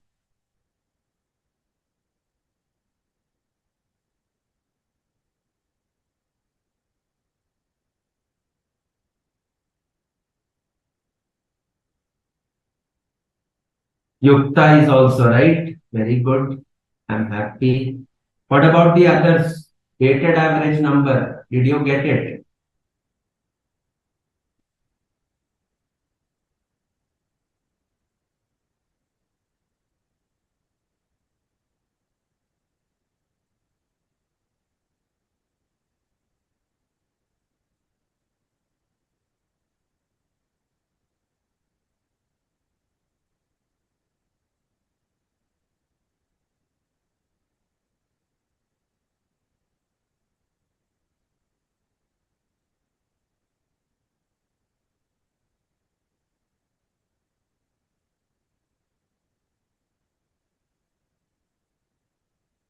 No, again, Tanisha.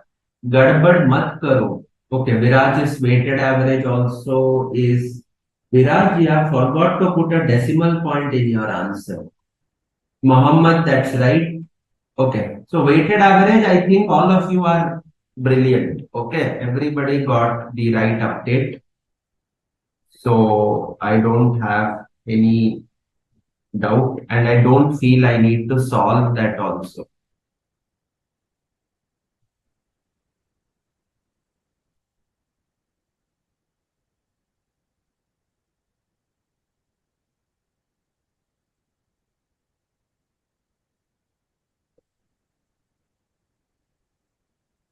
That's right.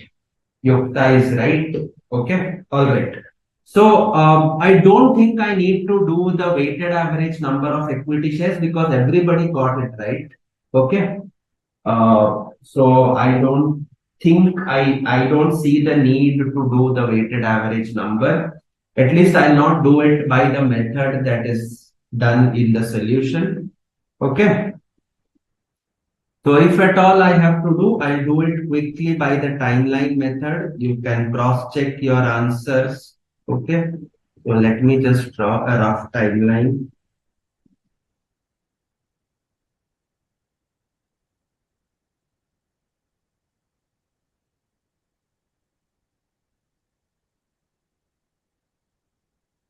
Tanisha, आराम से करो. Looks like you are feeling hungry for breakfast. Okay. Let us check. So 1st June, then I'm having on 1st of July, and then I'm having on 1st of November. Okay. 1st April, 1st June, 1st July, 1st November, and 31st of March. Okay. All right. So on the opening, you had how many shares? Sir, I had 10,000 shares opening. That means they were there in existence for the first 2 months. Okay, उसके बाद क्या हुआ, 1 June 70 rupees worth shares are paid. So that means 10,000 into 70 by 100. So that is equivalent of 7,000 shares. So 10 plus 7, you will be having 17,000 shares. 1st July ko what is happening? Buyback of 4,000 shares. So 13,000 shares will be there for this period. And then, अरे sorry किसके लिए बोलते हो? Sorry मत बोला करो. Okay, all right. Next one is 1st November, 6,000 shares issued. Okay, so that becomes 19,000. 19,000 shares. Okay, 2 months, 1 month, July, August, September, October, 4 months, and November, December, Jan, Feb, March, 5 months. That's right. That's right. Okay, Tanisha, that's right. So 10,000 into 2 by 12 plus 17,000 into 1 by 12 plus 13,000 into 4 by 12 plus 19,000 into 5 by 12. If you have done the table, no problem in that. This is an alternative presentation. This is an alternative presentation for you. Okay. So 10,000 into 2 by 12, 17,000 into 1 by 12, 13 into 4 by 12, and 19 into 5 by 12. So that gives you 15,333 shares. This is my weighted average. Now, net profit attributable to equity shareholders. What is it? Well, you are having net profit. क्या दिया आपको? Before tax 12 lakhs with a tax rate of 35%. Net profit before tax 12 lakhs less tax at the rate of 35%. So that gives you 4,20,000. So you are left with 7,80,000 net profit after tax. Do you have preference dividend? Answer is yes. So we deduct that. Preference dividend. 5,85,000. So 1,95,000 net profit. Therefore, EPS is equal to basic EPS. Basic 1,95,000 divided by. Yadu is also making the same mistake. Okay. So 1,95,000 divided by 15,000. So 12.72 per share. Okay. All right. So that takes care of the question. Many of you got this right. Those of you who did not, probably you started off by doing 12 lakh by 15. Uske baad 7 lakh 80 by 15. Uske baad I don't know. So somehow you got finally what's 1,95,000 divided by 15,333. Okay. So that takes care of this part and this question. So that completes question number 5. Okay. Fine. See, I'll be doing things in a mix and match manner. You don't break your head much. कि sir कहीं से शुरू कर रहे हैं, somewhere is going and all. Okay. I'll bring you back to where I had left. Okay. It's becoming more like a jumbled up Christopher Nolan movie. Okay.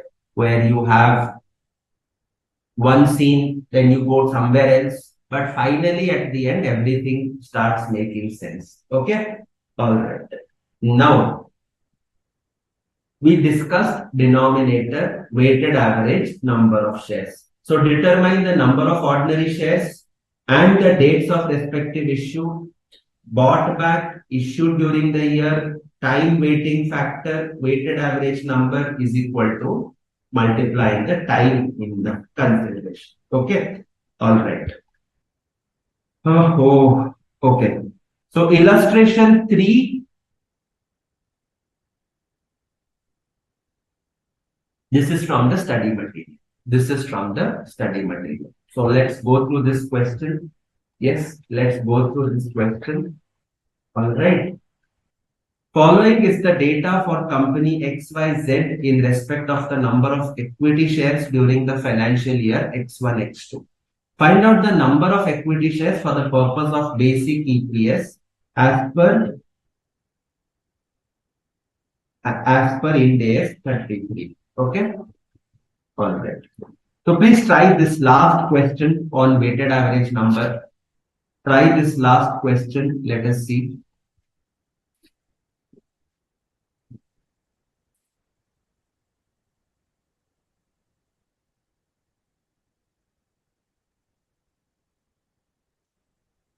Uh, you take number of days here. Okay.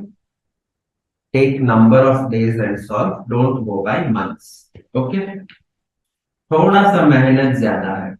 Okay. Little bit the effort is longer, but I'm sure you will get the answer.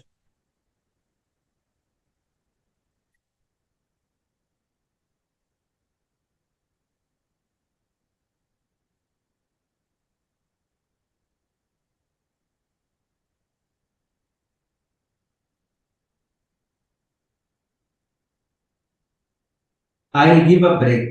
I'll give a break. I'm on the last part of this concept. Then I have to start with bonus and right shares. I have to finish that today. So before that, I'll give you a break. Let us complete this one or two similar questions and we'll take a break. Okay? Yes, yes, yes. I'll give a break.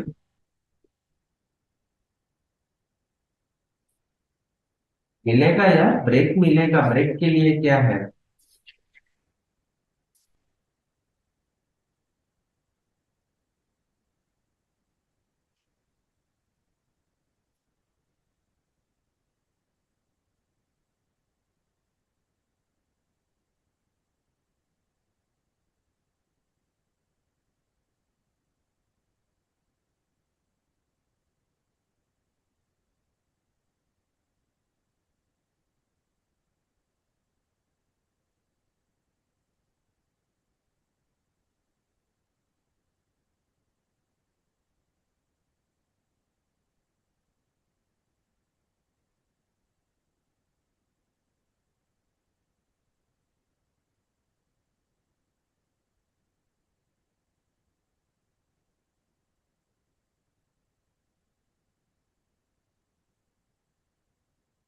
try it out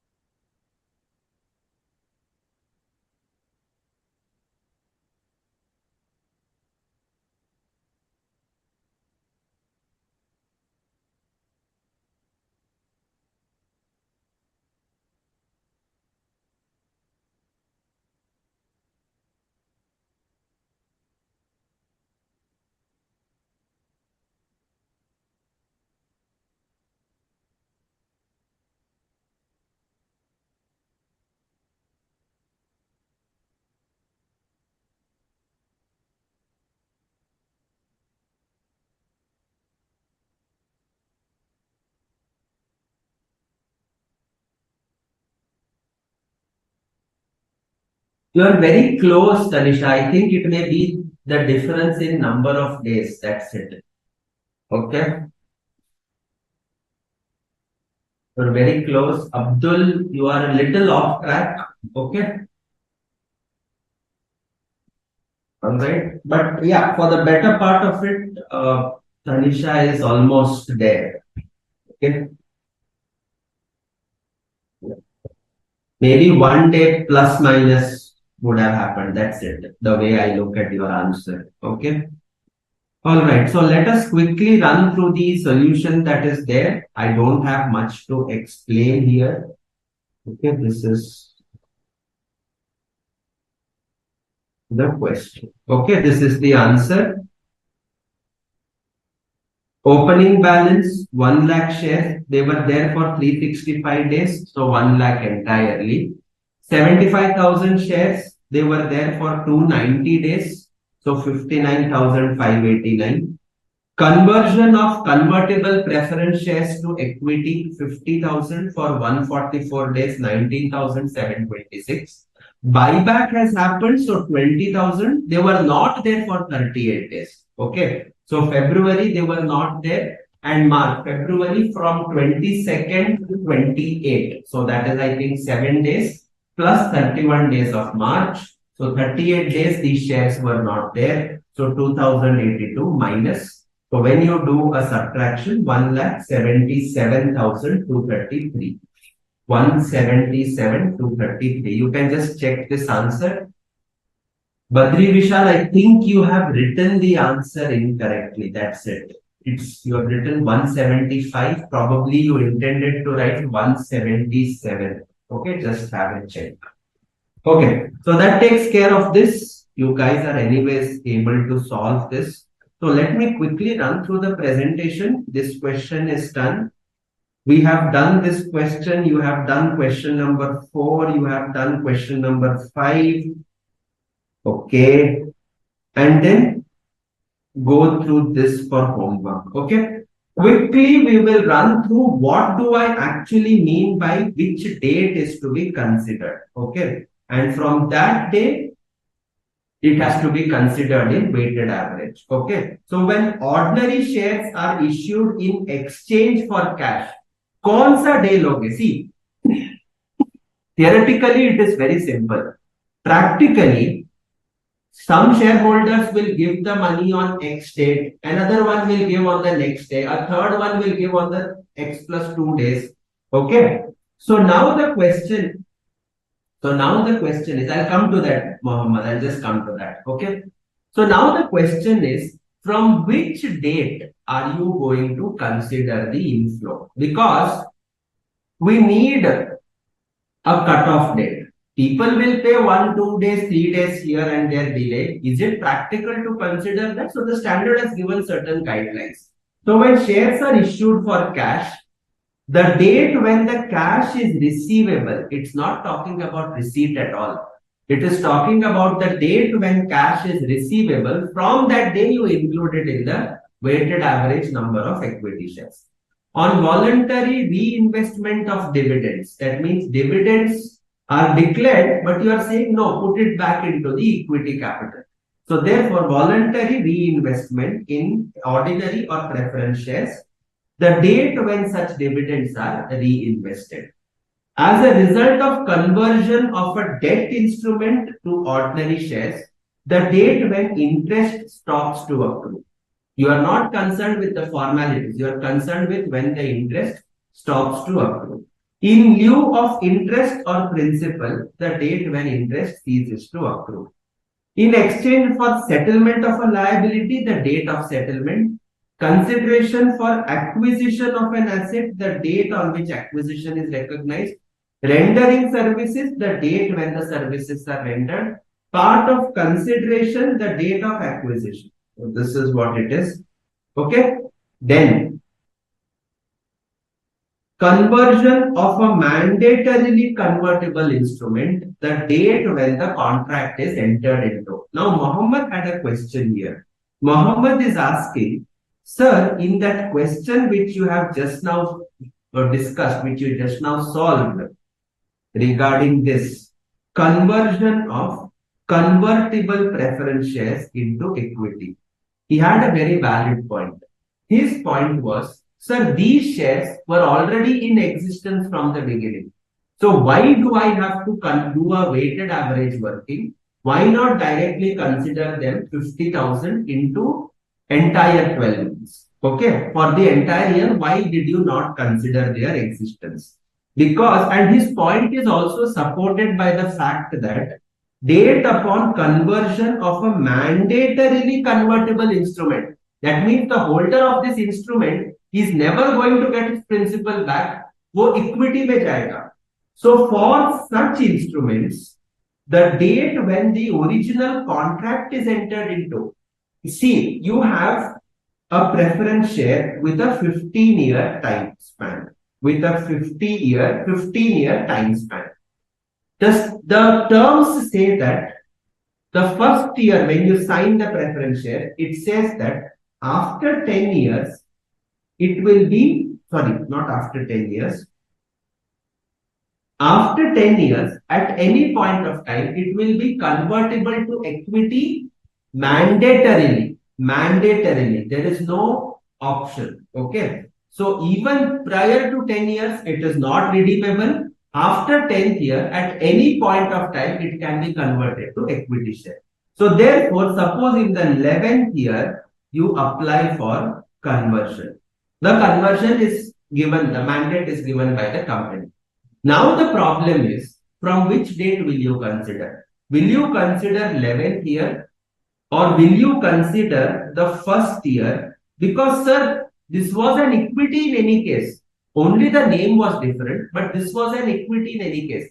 Answer is, sir, you will consider first year itself to be equity because that is the term of the contract. If 15 years, 11 years, all of this are mere things to confuse us. So therefore, if it is a mandatorily convertible instrument, you are not going to look at when the conversion is effected. You are going to look at the date when the original acquisition of the instruments is concerned. Now, in this question, we are not known whether it is mandatorily convertible or not. When I say convertible preference share, it could be convertible at the option of the holder. It could be convertible at the option of the issuer, or it could be mandatorily convertible. There is no option available to both the categories of people, the holder and the issuer. Here they have not given what it is. So I cannot assume it to be mandatorily convertible, and therefore I have to take the time period right from 8th November. But if it was mandatorily convertible, you will say that these 50,000 shares were always there right from the beginning of the year. So, Mohammed, are you clear? Yes. Did you understand that? Okay.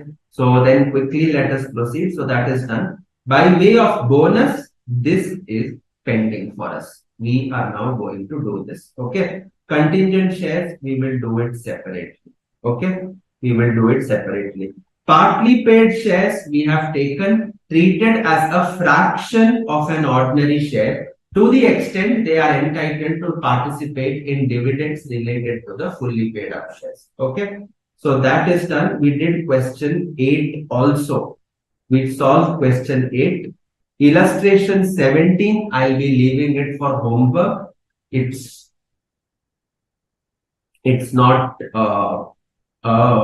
it's not what you can say. It's not anything different. It's what you have already done. Okay. Now, the next one is adjustment, etc. This we are going to see after the break. Okay. Veins in case of bonus shares, etc. We are going to see it now. Okay. अच्छा sir कैसे मालूम पड़ेगा 12 month से करना है या days से? Very simple. If your time span is easy to categorize into months. Like issues happen on 1st April, 1st June, 30th September, 31st October. Go ahead with months. There is no problem in that. Even if it happens exactly middle of the month, 15th of any month they give, you can take it. Okay. If it is anything apart from this, like in the question that we just now did, जो question हमने किया है, यहाँ पे तो it is happening on 1st April, 15 June, 8th November, 22nd February. Now here doing it in months will give a slightly distorted answer. So you will have to do it based on the number of days. You will have to do it based on the number of days in this case. Is it okay? Yes. Are we clear with this? Acha. But what you can do is, and what you must do is, you have to ensure that you write a note. All we have done the computation based on number of months. It could be possible that if the solution is based on number of days, a minor variation could be seen. That's it. You explain the point so that the examiner is aware that you know the calculation. Okay. बता के रखो, it is safe. नहीं बताओगे, you people will probably end up losing some marks, if not all. Okay. So therefore, that is what you do as a judgment. Okay. So that takes care of illustration 3. Then we come back here to our presentation where it is. Okay. All right. So that's it for now. We will take a break and then we complete rights issue and bonus issue today. Okay. All right. Break for 10 minutes. We resume at 9:10. It's almost 9 now. We resume at 9:10. Okay.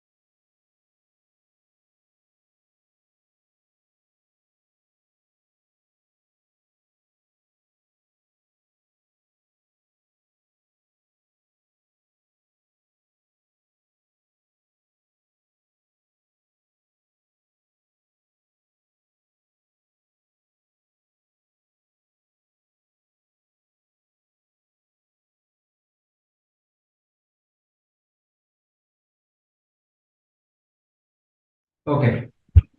All right. So please, welcome back, guys. So the basics are all clear now. We shall proceed to the next set of concepts. Okay. So how do we write a note when difference in example is when difference in answer is due to difference in solving method? See, let me be very clear. First of all, none of the methods what we have seen will be having a major difference. Okay. You can do it by number of days, you can do it by number of months. Most of the cases, the answer is going to be the same. Okay. So there won't be a major gap. So my advice is you should first be aware that alternative methods are available.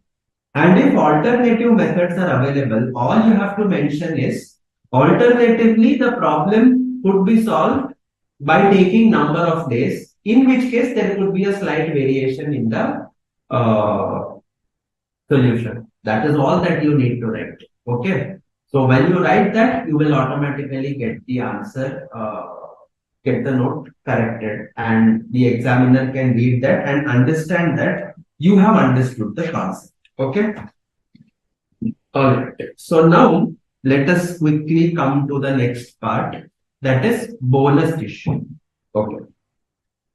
I'll explain bonus with an example.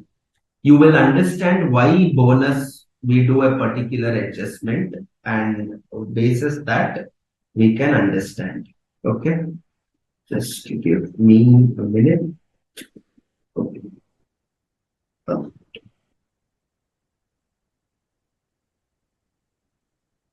Hmm. Right. So let us pick up this question number 10. Okay. First, let us understand the concept. I will come to the theory after this question. We will see the theory and then we will do some more problems. And then we will come to solving it with the help of the problems. Okay. We'll come to rights issue also, which is based on somewhat similar concept. Okay.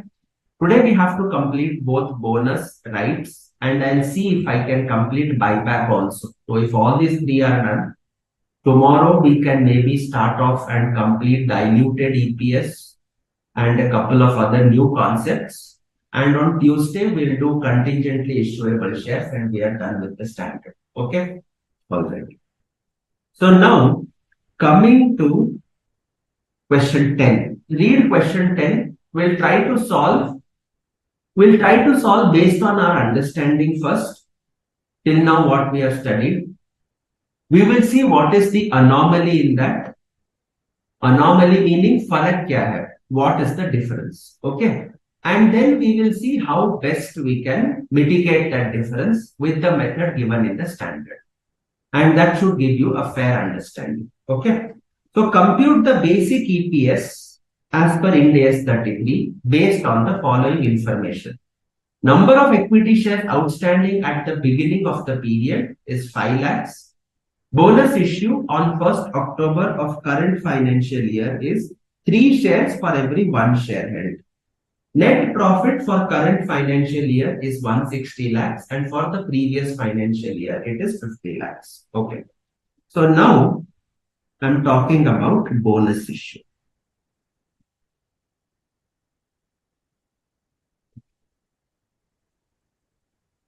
160 and 50. Current, previous. Net profit attributable to equity shareholders 160 and 50 lakhs. Okay. All right. Next. Number of equity shares. Beginning of the current period means last period also 50 lakhs. Not 50 lakhs, sorry. 5 lakhs. Okay. We are having 5 lakh shares. Okay. And current year, we got a bonus. So let us look at how the bonus happens.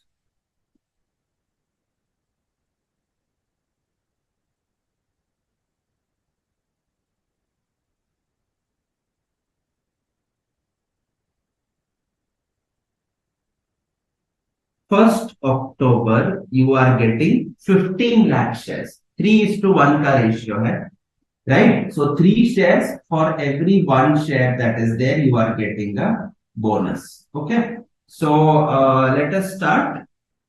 So 5 lakh into 3 for every 1 share. So 5 these are 15. So we are having 5 lakh shares for 6 months and 20 lakh shares for the next 6 months. Okay. So my methodology tells me that, sir, weighted average निकालते हैं. So we'll do it as 5 lakh into 6 by 12 plus 20 lakh into 6 by 12. So 5 lakh into 6 by 12 is 2,50,000. 20 lakh into 6 by 12 is 10 lakhs. So that gives you 12,50,000. So I will write here 12,50,000. And now let us calculate. Now let us calculate the EPS.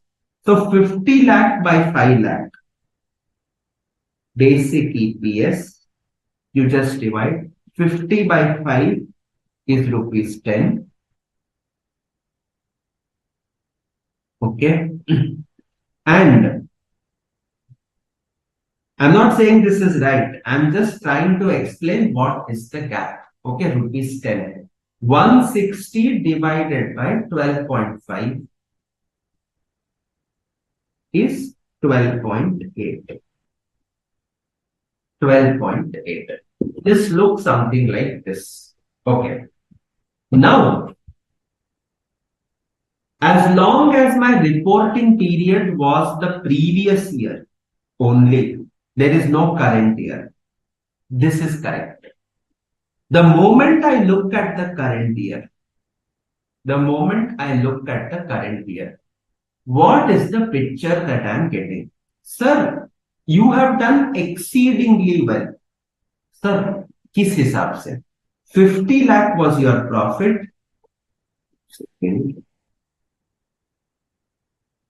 Yeah. 50 lakh was your profit. It has become 160 lakhs. That means you have tripled your profits. So the reader of financial statements is very happy. He will thank his stars that he has invested in a company that has done triple profits. But then he comes to basic EPS. And then he looks at the basic EPS.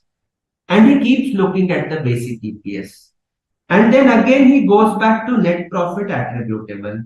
Again he looks here. Again he goes here. Again he goes here. इतना back and forth क्यों करेगा? This has tripled. To be specific, the current profit is 3.2 times of the previous. Whereas the increase in the EPS is only 28%. See, ideally it should have been 300%, more than 300%. वो हुआ नहीं है. It is only 28%. He will then keep asking himself, why, what is the problem? Why is this particular figures not making any sense? Is it making any sense to you?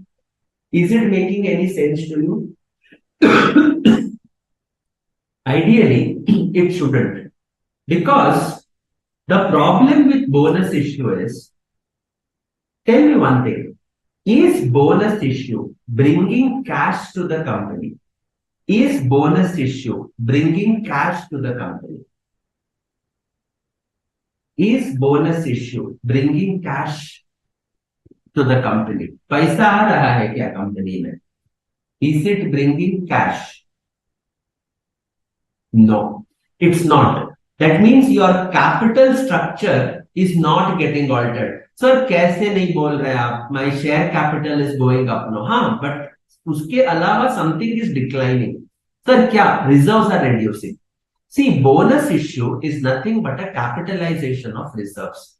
My reserves go down, my bonus goes up.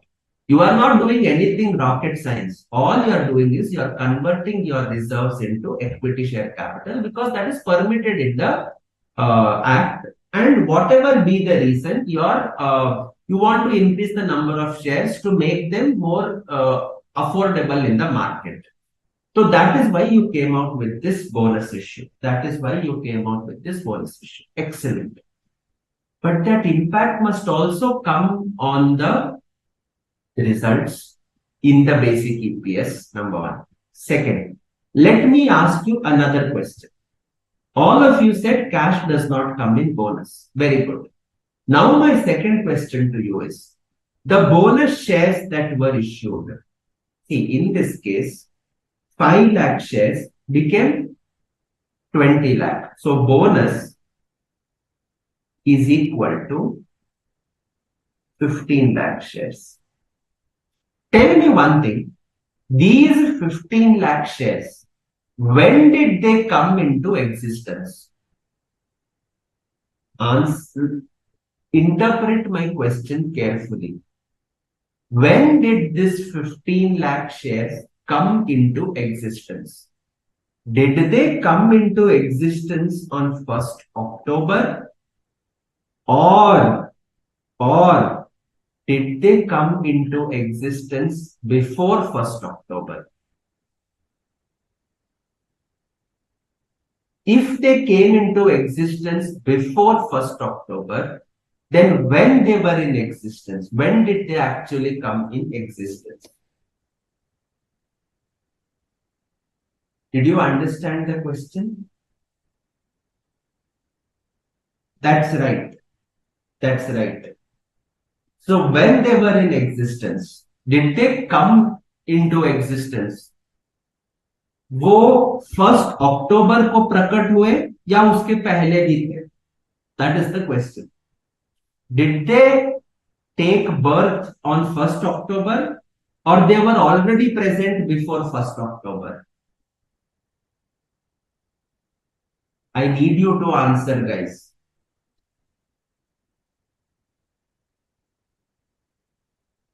Did these 15 lakh shares take birth on 1st October or they were there prior to 1st October?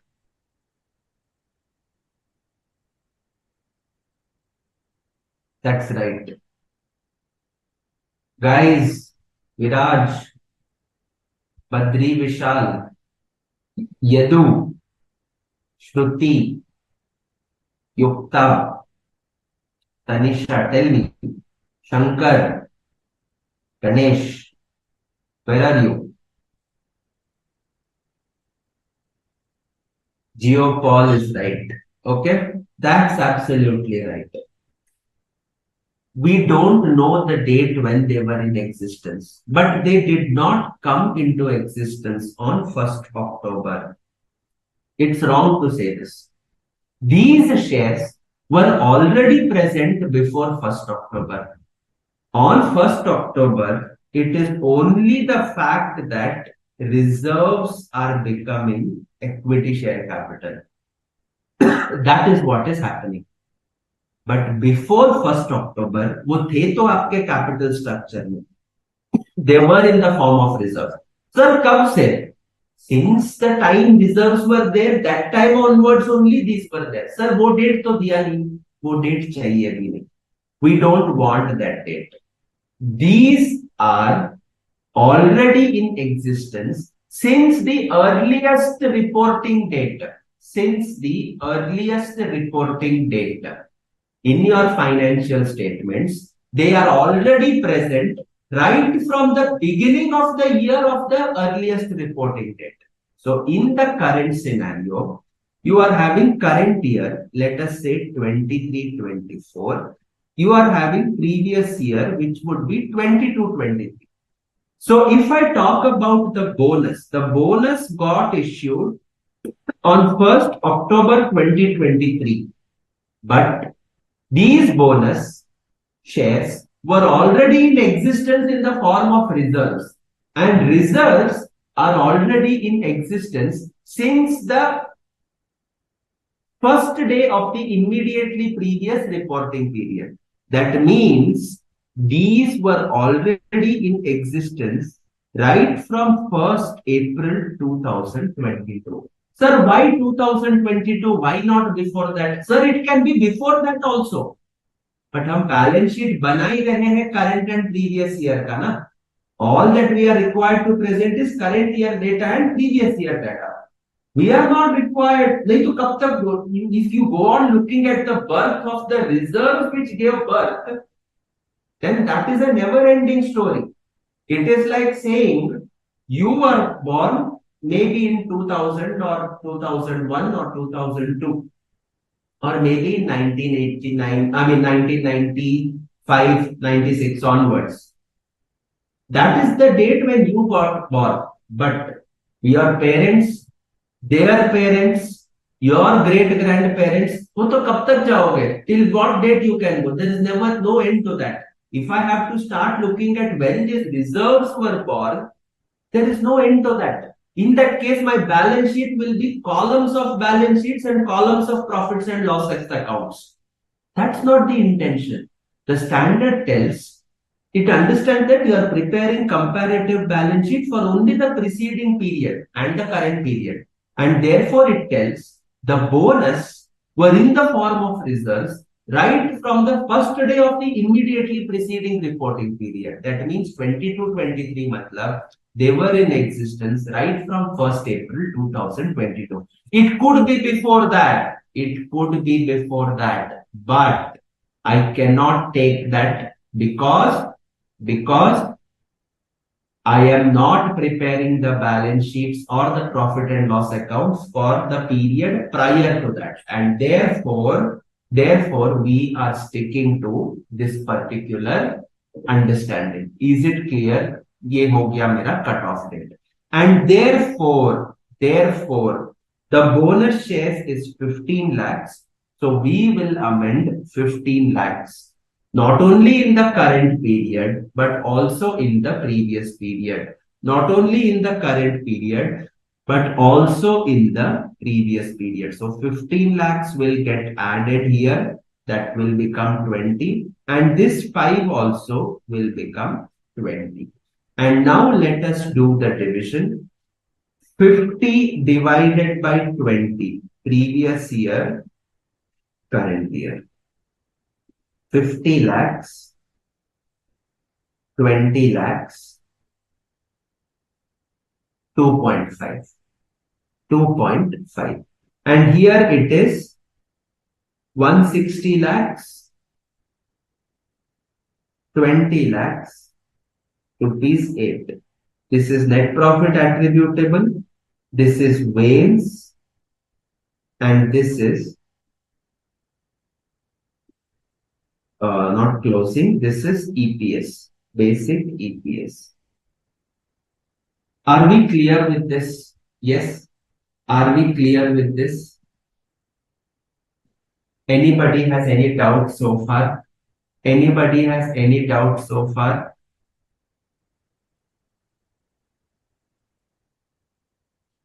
Any doubts, difficulties so far? No. Now you can compare. Sir, this is 3.2 times. And this also is 3.2 times. This also is 3.2 times. And now the financial statements make sense. Now the financial statements make sense. All right. Okay. Now let us move one step further. You are a very active investor. You are fond of collecting annual reports. You believe them to be your prized possession. You believe that these annual reports are the source of your existence. तो पिछले सारे साल का annual report तुम्हारे पास है. Okay, and you have preserved them. Now, the reader of financial statements will open up the balance sheet of 22-23. वो वहां पे देखेगा. अच्छा, 50 lakh divided by 5 lakhs. So the reported EPS in 22-23 the reported EPS in financial year 22-23 would be 50 lakhs divided by 5 lakhs rupees 10. But when he opens 23-24 balance sheet and he sees the EPS, this fellow will start scratching his head. He'll start scratching his head. वो बोलेगा, yeah, profit figure is the same. EPS figure, which was 10 rupees, has become 2.5 rupees. इसका मतलब, the meaning is simple. Profit is same, EPS has gone down, fresh shares are issued. किसको दिया? Who has received the shares? Okay, that is the question that will begin getting asked by this category of shareholders. They will look at 10, they will look at 2.5, and then they will ask why. They will then ask why. So therefore, when you do a reporting, this 2.5 will always be told as restated EPS. This will always be told as restated EPS. And this is what is the reported EPS. This is what is the reported EPS. Are we clear with this? Yes. So therefore, when I have an EPS to be done on bonus shares, I will obviously have a current EPS. I will restate the reported EPS of last year, and I will also mention the reported EPS of last year. Are we clear with this? Yes. Are we clear? Yes.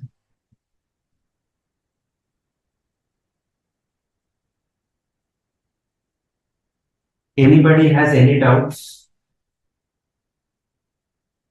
Clear? Yes. So that takes care of bonus.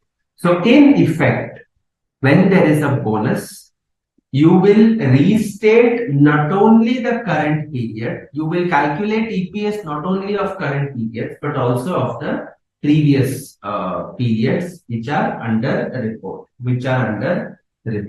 Okay? So that concludes. So now coming to sir method, exam में क्या करना? What do I need to do in the exam? आप वो बता दो. You have given us the concept. Now you tell us what we need to do in the exam. Okay. So we'll discuss that also. Okay. Now, in the exam, there is something known as a bonus adjustment factor. There is something known as a bonus adjustment factor.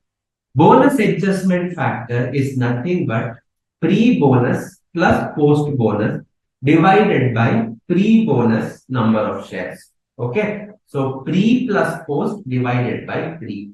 That gives you the bonus factor. The bonus factor shall be multiplied to all the periods prior to issue of bonus shares. And that will give you the correct number of weighted average number of equity shares. Are we clear with this? Yes. Any doubts? So what do you mean by bonus factor? Okay. We shall look at an application of this. This is done anyways. No doubt here.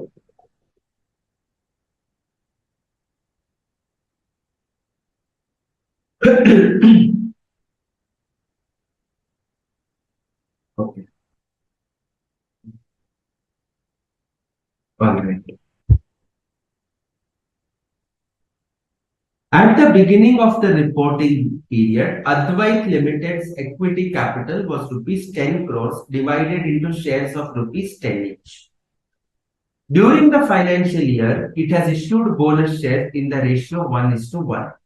The net profit after tax attributable to the equity holders for the previous and current financial year is 8.5 crores and 11.5 crores respectively. EPS disclosed in the accounts for the 2 years is 8.5 and 5.7. comment on the EPS calculated above. Okay.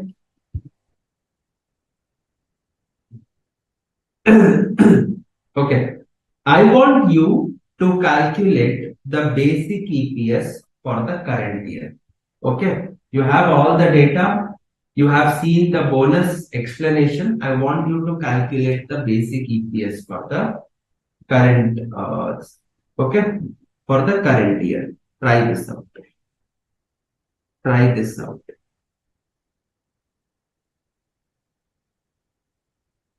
Don't look at this answer. Okay. Try it out.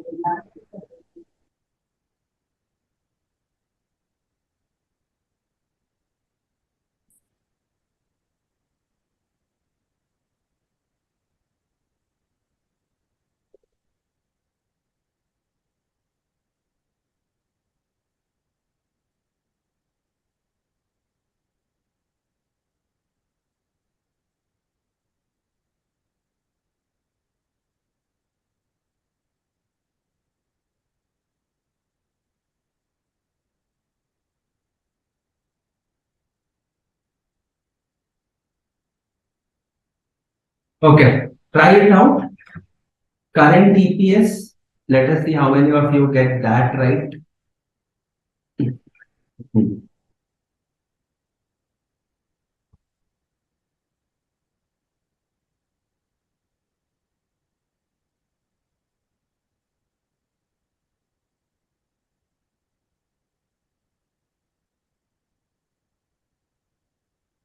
That's right, Tanisha. That's right.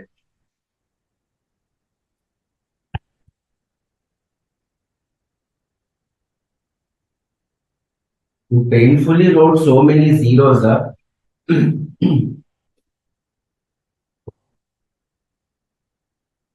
Sir, weighted average number of equity shares. Sir, I had 10 crore shares and there is another 10 crore shares added. Sir, weighted average karna padega. Nahi, it is bonus shares. Bonus shares were always in existence and therefore 20 crores is your denominator. Net profit attributable to equity shareholders is how much? Sir, that is for the current year 8 point. That is how much? Sorry, 10 crore plus 10 crore. This is rupees. So that is 2 crore shares.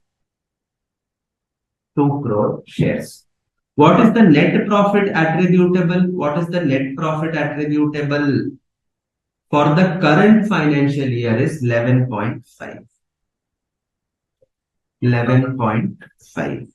So 11.5 divided by 2, this gives you rupees 5.75 per share.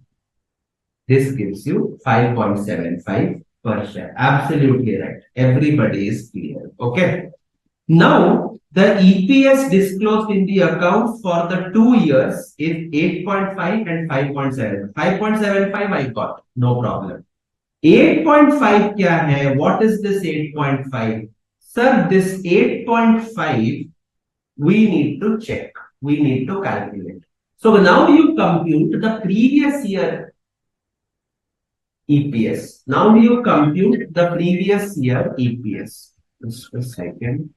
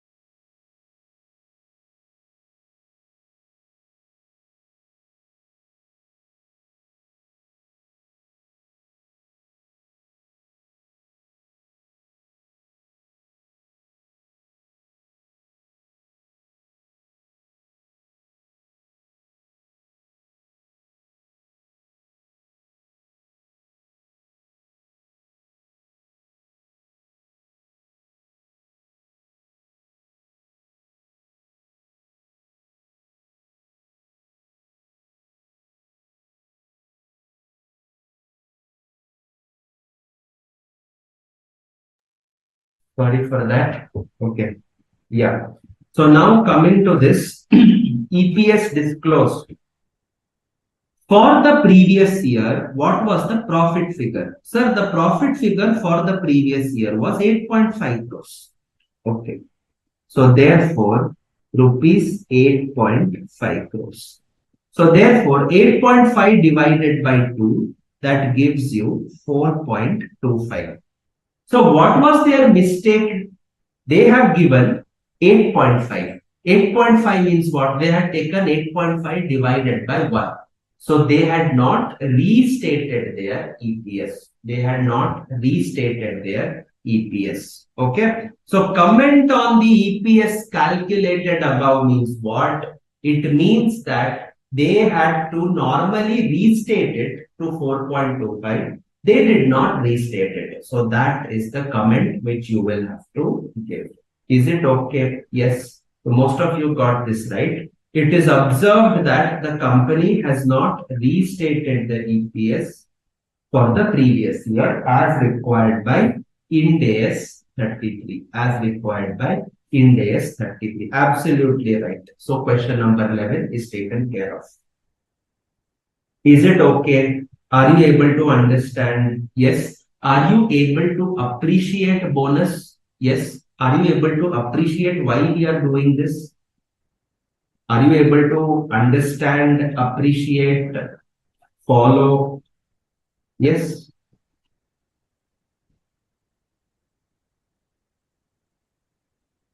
Okay. All right. Now, let us just one small question I will discuss on weighted average number of equity shares in the case of bonus. And when that is done, we can move on to rights issue. We can move on to rights issue. Just give me a minute. I had it noted down somewhere.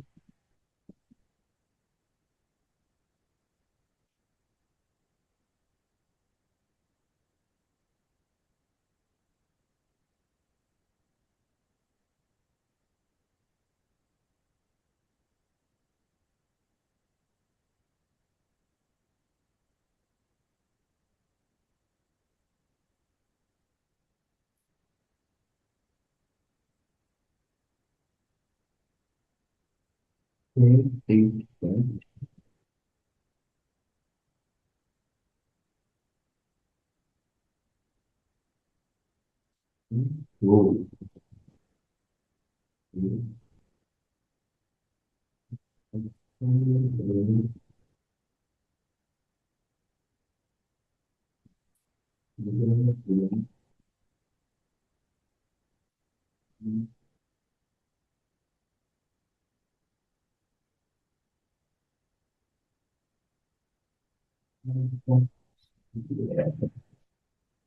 Just give me a minute.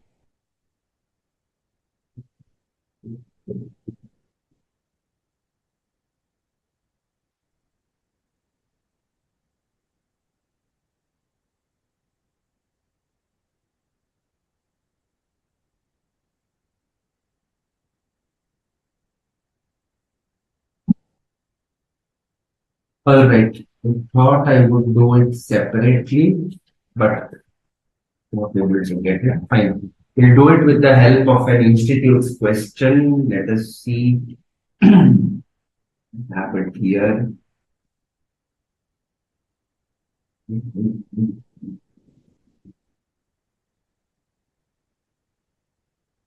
Okay. Yeah. Illustration 5. X Limited, you need to calculate the number of shares which would be used in the basic EPS calculation. Okay. So 1st Jan, 10 lakh shares were in issue. 28th February, 2 lakh shares issued at fair value. 31st August, bonus issue, 1 share for 3 shares held.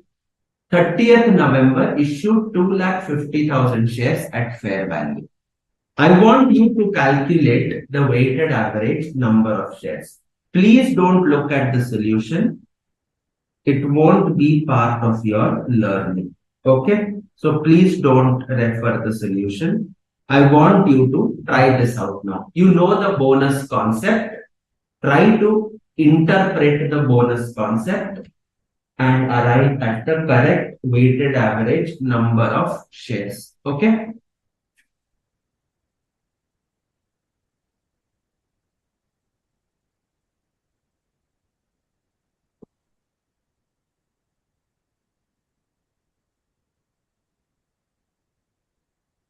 without looking at the answer, let us try this.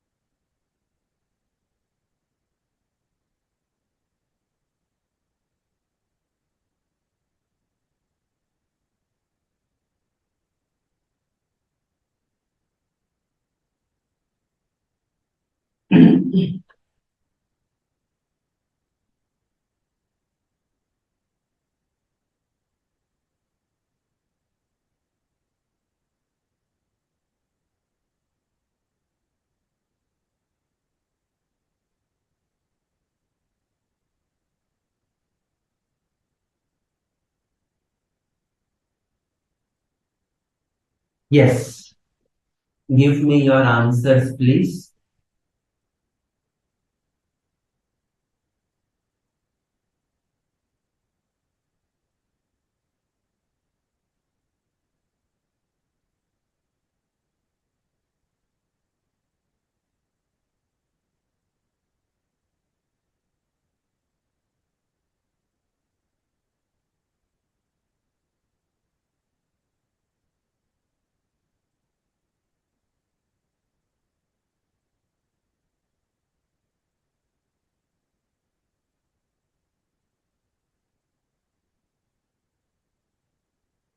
Okay, I got one answer.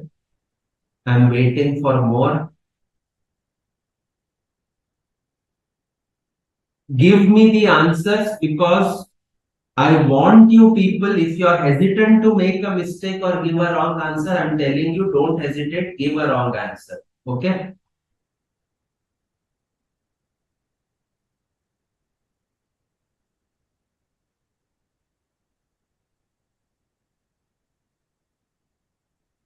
Okay. I got a set. I need the weighted average number.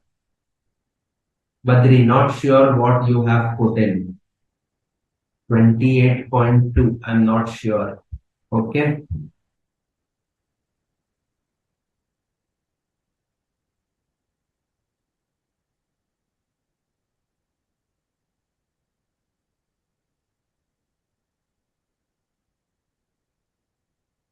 Yadu, give me your answer. Mohammed, give me your answer. Mansha, give me your answer. Shankar, Ganesh, give me your answer. Shruti, Yukta, give me your answer. Viraj, Shailesh. Yes, come on, guys, work it out.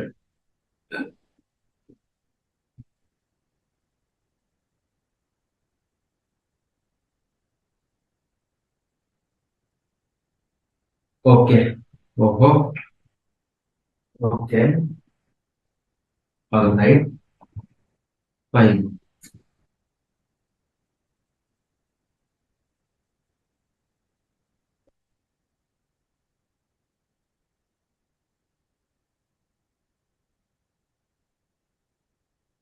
Okay. Okay. I got only two more answers. What about the others? Okay, Muhammad also has given an answer. Very good. Yes. Okay. So now let us start. Let us try to solve this.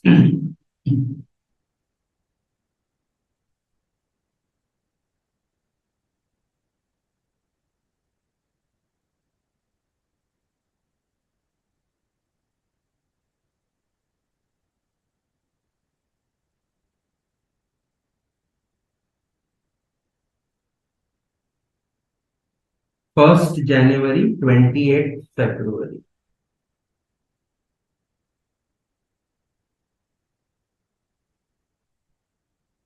Okay. 31st August, 30th November.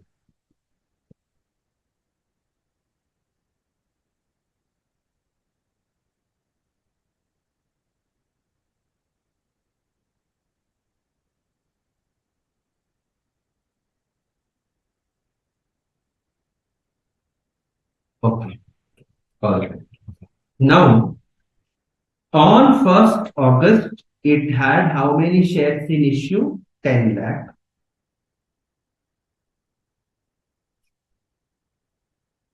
Here, 2 lakh fresh issue. Then, bonus of 1:3 on 31st August. And finally, 2,50,000 fresh issue. Jan, Feb. So this is 2 months. March, April, May, June, July, August. 6 months, 2 months, 4 months. 2,682. कुछ गड़बड़ हो गया. March, April, May, June, July, August. Oh, this is I can't get it March. My bad. December.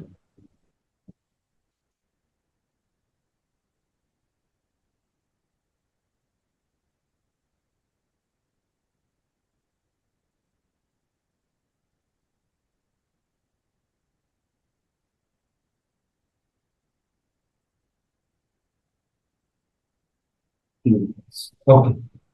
This is what it looks like. Okay. Now, how do I compute my bonus? How do I compute my bonus? Bonus is issued 1:3. On the date of bonus, how many shares were there? 10 plus 2, that is 12 lakh shares. This is one share for three shares held. So 12 lakh into 1 by 3, that is equal to 4 lakhs.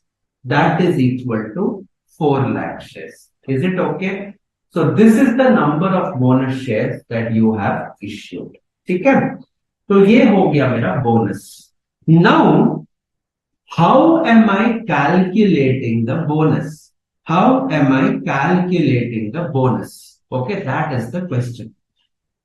I mean, how am I calculating the weighted average number? Okay. So there could be some people who say that, sir, 10 lakh shares is there for entire 12 months.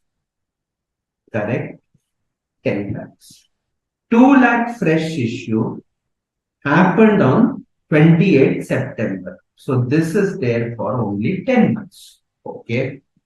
So now 2 lakhs into 10 by 12. 1 lakh 66,667.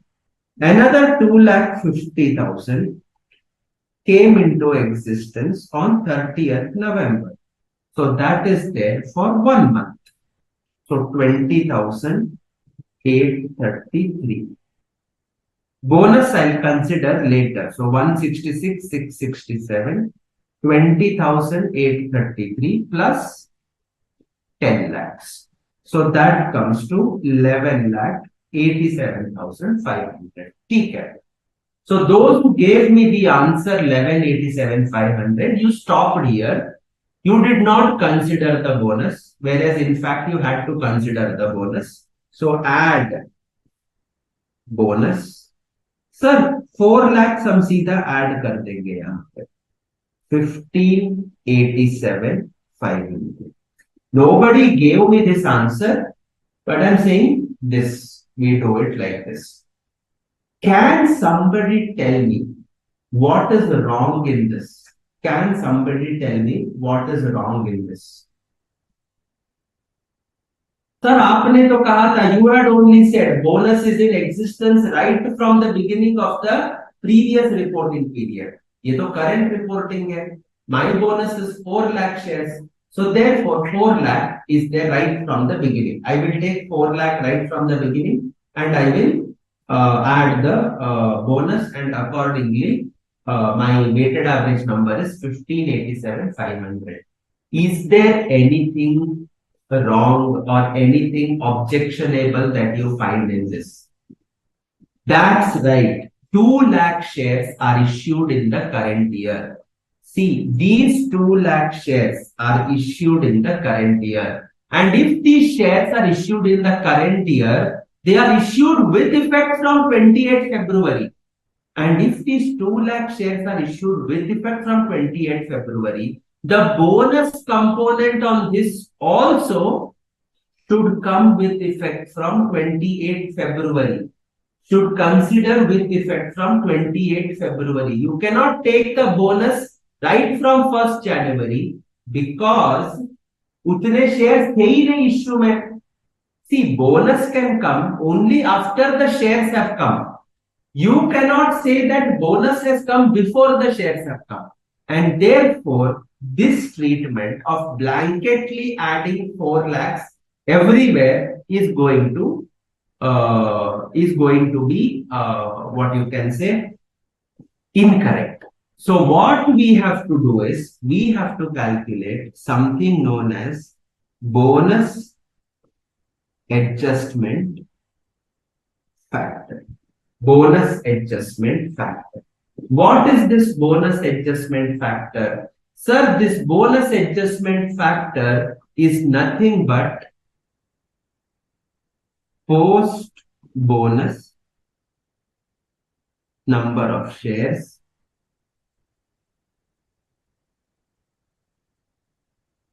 divided by pre-bonus number of shares divided by pre-bonus number of shares. So therefore, the post-bonus number of shares, what have they said? Sir, they have said that it is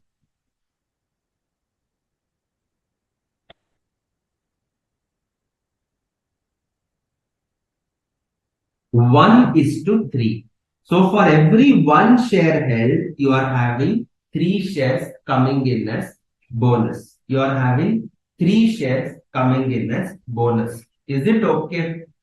Are you fine? Yes?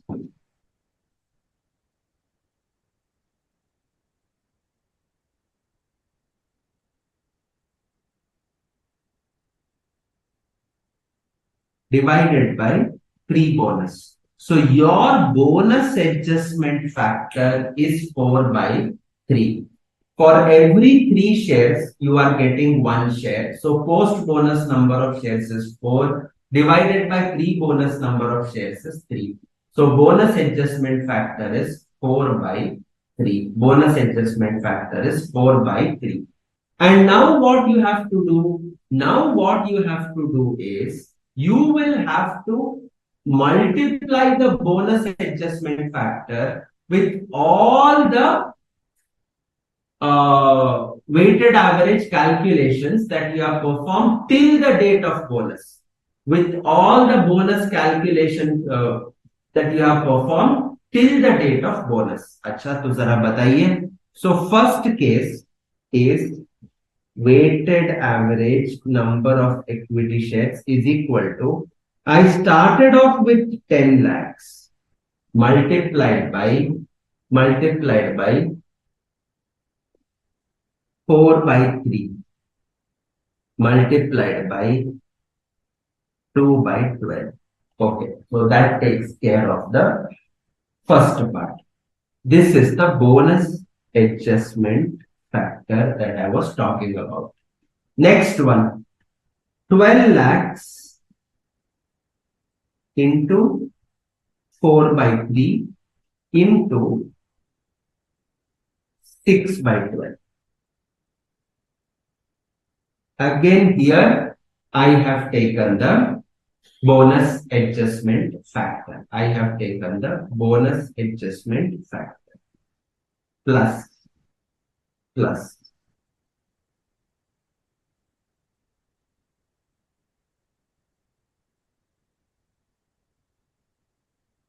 Yes, are we able to follow? So now 10 plus 2, 12, 12 plus 4, 16. Now going forward, there is no bonus adjustment factor. Directly you consider 16 lakhs into 3 by 12 plus plus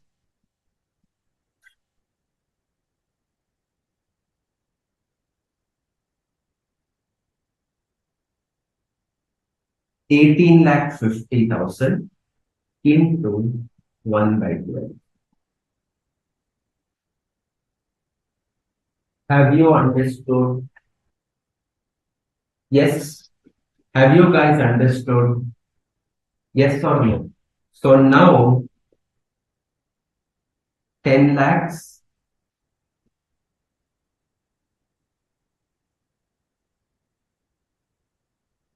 2 lakh 22,222 plus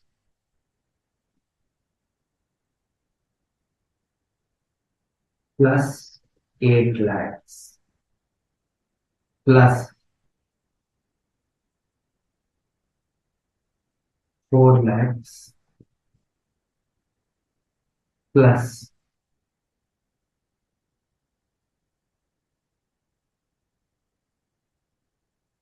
and now when you multiply, sorry, when you add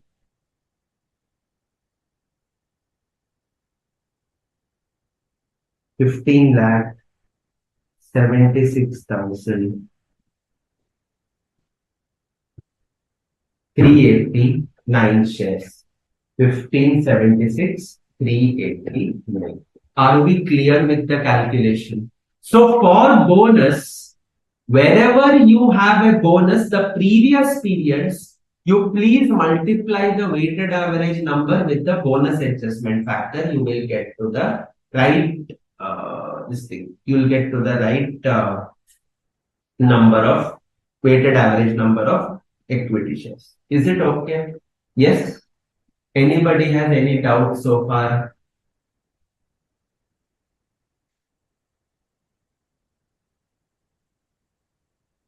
Any doubts?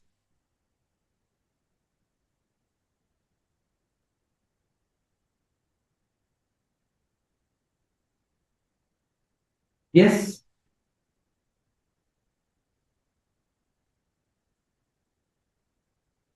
Where is different answer? This is not the right answer, beta. ये गलत answer है. The problem with this answer is I am considering 2 lakh bonus right from 1st of Jan. Whereas in fact this shares itself came into existence from 28th February. So the answer that we have written here, this answer itself is incorrect. I was not trying to say that this is the right answer. I am saying that this is the shortcoming of this answer. Okay.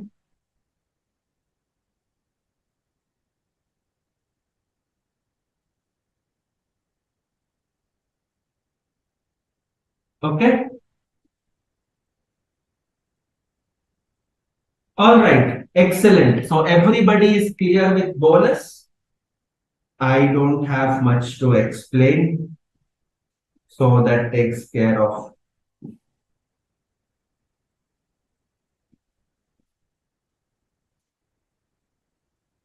Okay, question 11. Okay.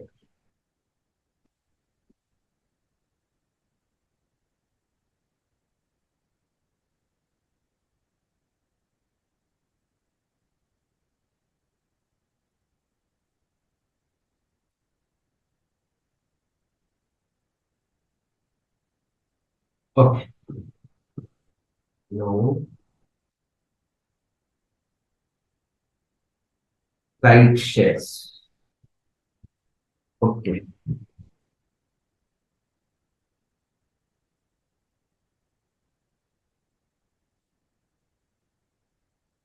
Let us start with the next aspect, that is right shares. Let us start with the next aspect, that is right shares. Bonus, everybody is clear, no doubts. So what you have to do in bonus? First one, bonus is always there right from the beginning. Second part is you will have to calculate the bonus adjustment factor and multiply that weighted average number with this bonus adjustment factor for all the what you can say, for all the weighted average number of equity share calculations prior to issue of bonus. And after the issue of bonus, automatically it will go to the regular calculation. Is it okay? So that takes care of bonus. Now coming to right shares. Coming to right shares. Okay.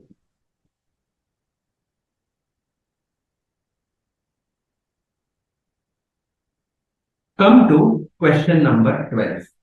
The following information is furnished by Samantha for the year 1920 and 2021.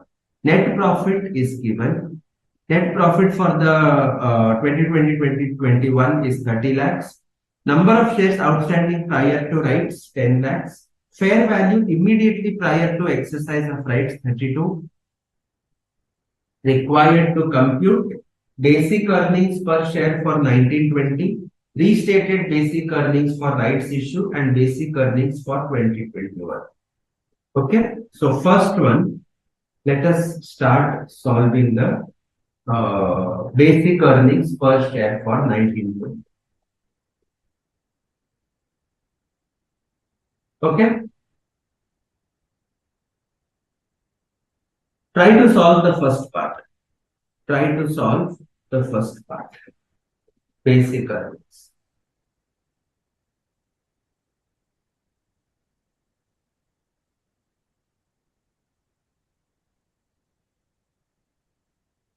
Yep, please do this.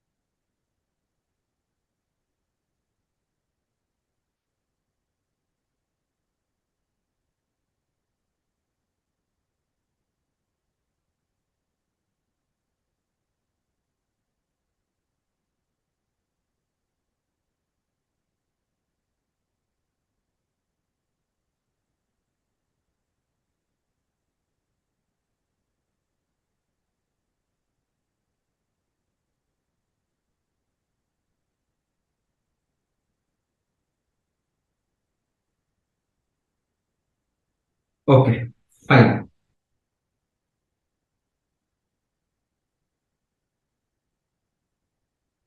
Okay. So the basic EPS for 1920, most of you got that right. It is 2.2.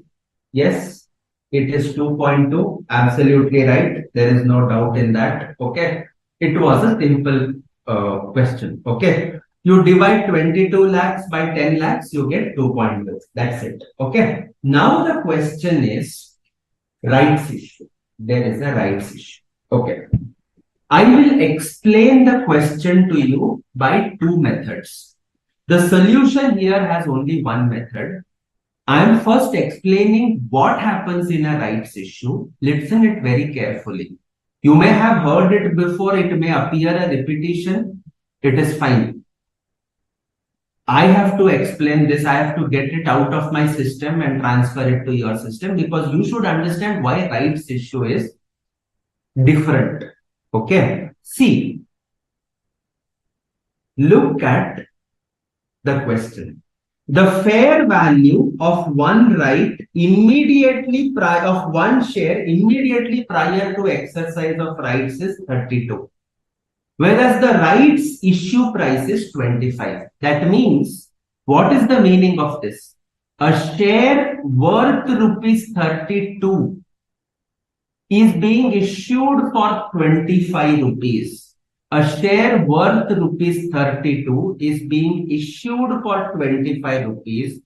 And you tell me, is this an issue at fair value or is there a bonus component which is included in this? Is there a bonus component which is there in this? Okay, I want you to tell me this. Is there a bonus component that is there in this? A share worth 32 rupees is being issued for 25.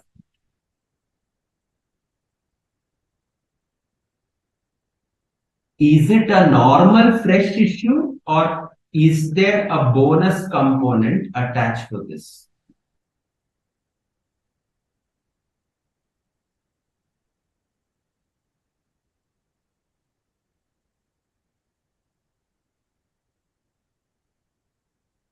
There is a bonus component.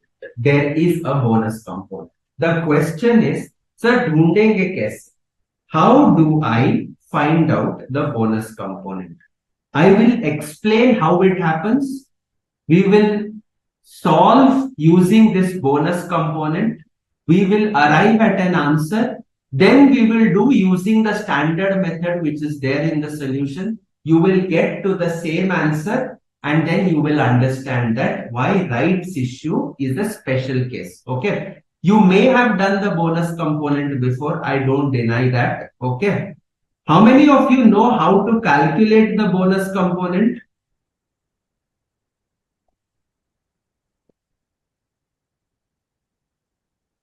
Okay. All right. No, it's not. It's not that way. Okay, Manoj, that's not right. Okay. All right. See,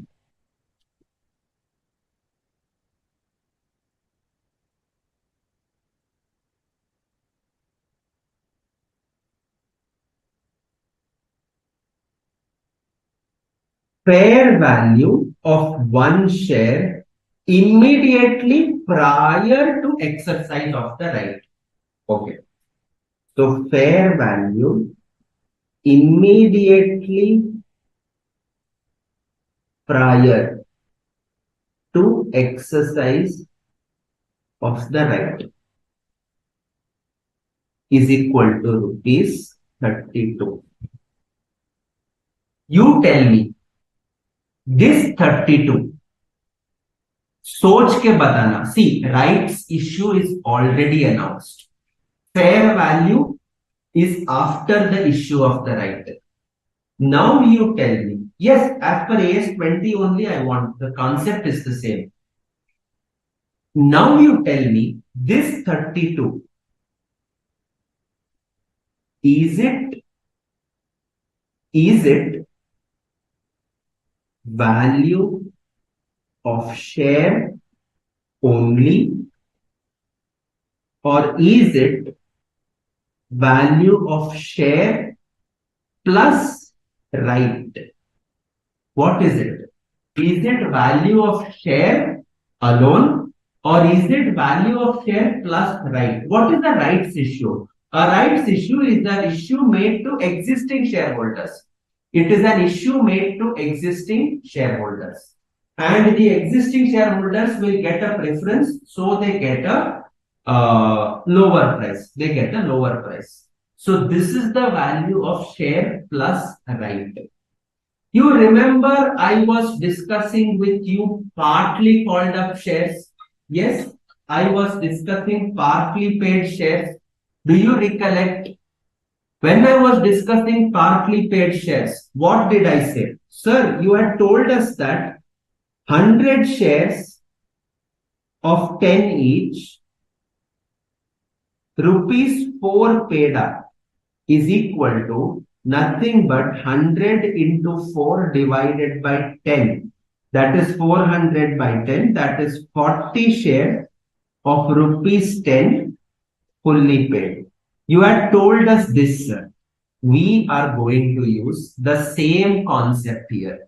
We are going to use the same concept here to determine what will be the bonus component in this. What will be the bonus component in this? Okay. Let us understand. See, this is the value of share plus the right. Look at this.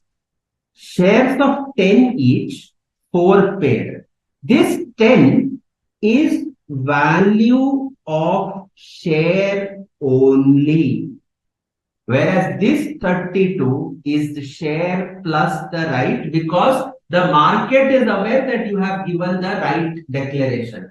So therefore, this is the value of share plus the right. Now from this 32, I have to remove the right to arrive at value of the share. I have to remove this right to arrive at value of share only. तो उसको हम लोग बोलते हैं theoretical X rights fair value or price. Why do I call it theoretical X rights fair value or price? Because it is book. It is a book value. It is a computational value. It is done by us sitting in air conditioned rooms. Okay. We cannot really ascertain in practical life what is the theoretical X right fair value. What is the practical X right fair value? तो इसके लिए आप theoretical करते हैं. Okay. So now this is equal to, the standard tells us it has to be calculated like this. You have 5 shares. For 5 shares, the value is 32 rupees each share. For each 5 shares, you are getting 1 share of rupees 25 each. You are getting 1 share of rupees 25 each. So after the rights issue is closed, you will be left with 5 plus 1 shares. So existing shares plus the right issue is going to leave you with 5 plus 1. So somebody quickly do this. How much do you get? How much do you get? 5 into 32, that gives you 160 plus 25 divided by 6. So 160 plus 25, 185 divided by 6, that gives you rupees 30.833. Is it okay? So the fair value immediately prior to exercise of the right is 32, but out of 32, the X rights price, excluding the right, only share का price कितना है? 30.833. Are we okay with this? Yes, are we okay with this? 30.83. Excellent. Now, let us look at the number of shares. Sir, कितने shares थे? Number of shares 10. Rights ratio क्या है? Sir, 1:5. Therefore, shares allotted under rights issue is equal to 2 lakhs. Not, don't write directly 2 lakhs. बच्चे confuse हो जाएंगे. 10 lakh shares multiplied by 1 divided by 5. So that is 2 lakh shares. That is 2 lakh shares. Okay. Now, these are rights issue. That means if I come out with 2 lakhs, how many rupees I will get? I will get 25 rupees per share. I will get 25 rupees per share. So here, number of shares at fair value, number of shares at fair value is equal to 2 lakhs multiplied by, sir, you are getting 25 rupees per share. But is this the fair value of the share? Answer is no, it is not. The fair value of the share is 30.833. 30.833. So that comes to how much? That comes to 2 lakhs into 25 divided by 30.833. So the fair number of shares which you have actually issued is 1,62,162 shares. 162 shares is what you have actually is the number of shares which you have issued had it been the fair value. But how many shares have you issued? 2 lakhs. Therefore, bonus component in rights issue is equal to, you subtract both of that, how much you are going to get? 2 lakhs minus 162. So there is a bonus element of 37,388 shares. You cannot divide by 32 because 32 is a combination of share plus the right. Let us suppose that Reliance, you are an existing shareholder of Reliance Industries. Reliance Industries has its shares priced at X value. Okay. Now, Reliance comes out with a rights issue for 25 rupees. For 25 rupees. Now, I also want to get the shares. I also want to get the shares at 25, but I am not a shareholder. You are a shareholder. So since you are a shareholder, you don't want to invest more in Reliance. You don't want to invest more in Reliance. तो तुम बोलोगे मेरे लिए ये right का कोई value ही नहीं है.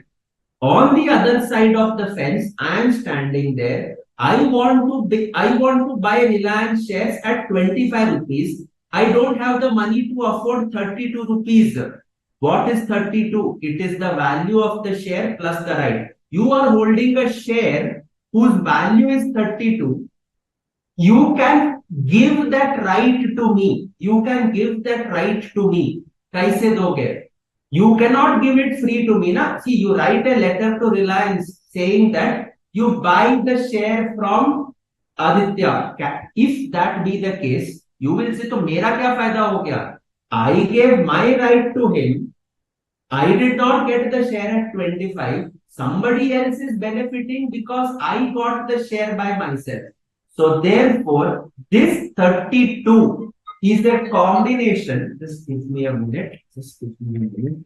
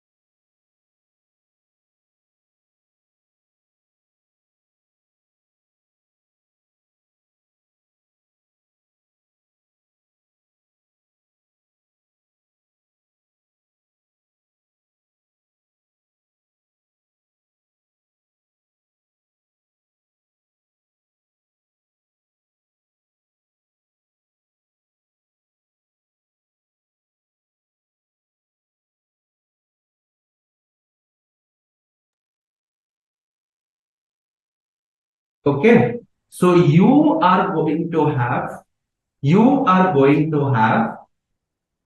are having something worth 32 rupees, but that something worth 32 is having two things included in that.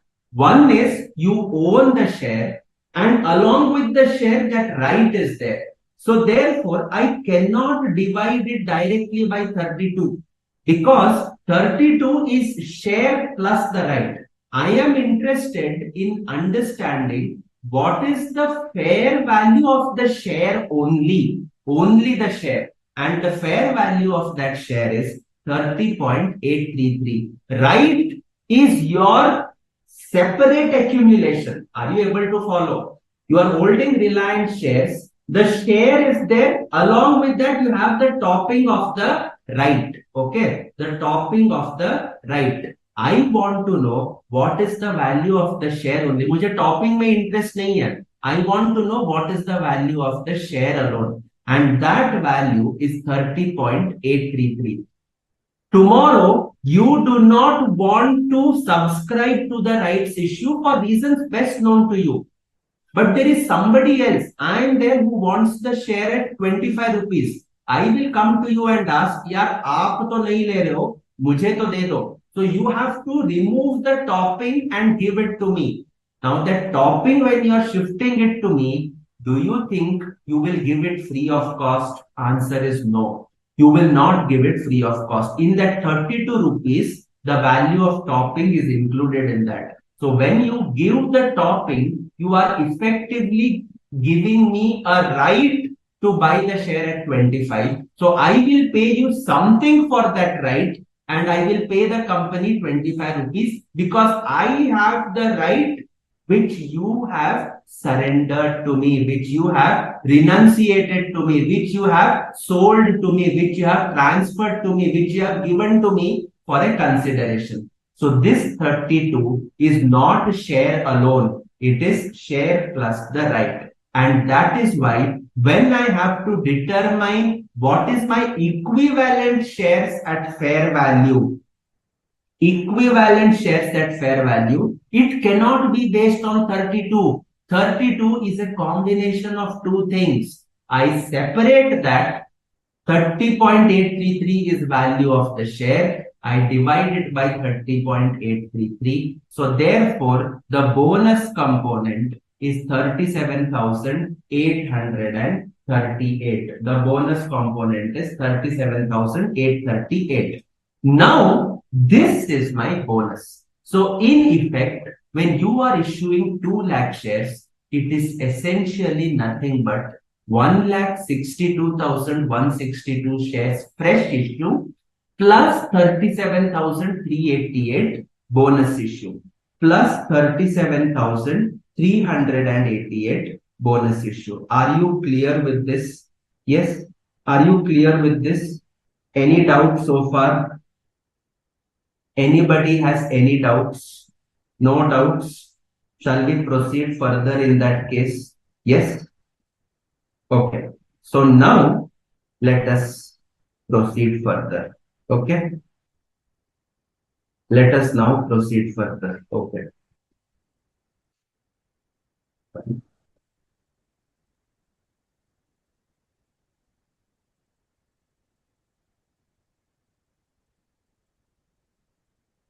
When is the rights issue happening? It is happening on 31st July, financial year 2020 and 2021. Okay. All right. Now, right issue on 31st July 2020. Okay. All right.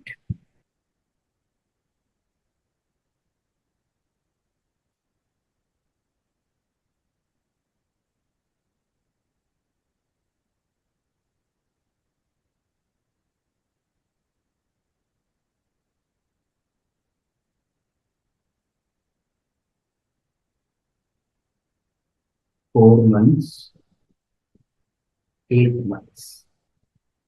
31st March 21. 1st April 2020. So opening months, opening is how much? How many shares do I have? 10 lakhs. Okay. Now, how do I approach this? How do I approach this? Okay, 1 second.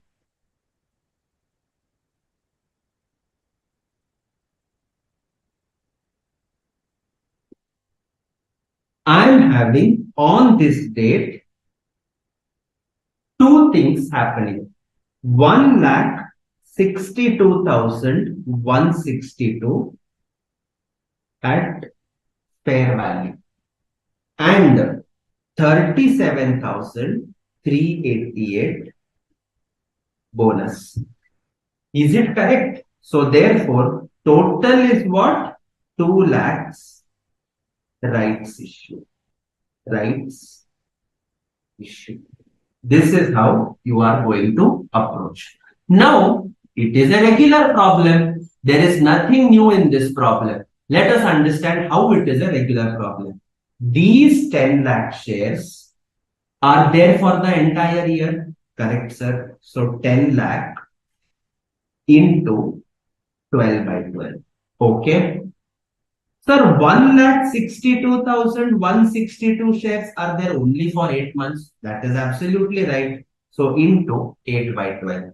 Sir, bonus आ गया बीच में. Sir, bonus will be present right from the beginning. Why? Because 10 lakh shares are there right from the beginning. So therefore, 37,388 shares into 12 by 12. Into 12 by 12. Are you able to understand? Yes. Are you able to follow? Yes. So therefore, this comes to 162, 8 by 12. 10 lakhs, 37,000. Are you sure? How much is the bonus? 2 lakhs minus 160. Okay, I'm sorry. My mistake. Ulta लिख दिया. 37,838. My bad. 838. That's right.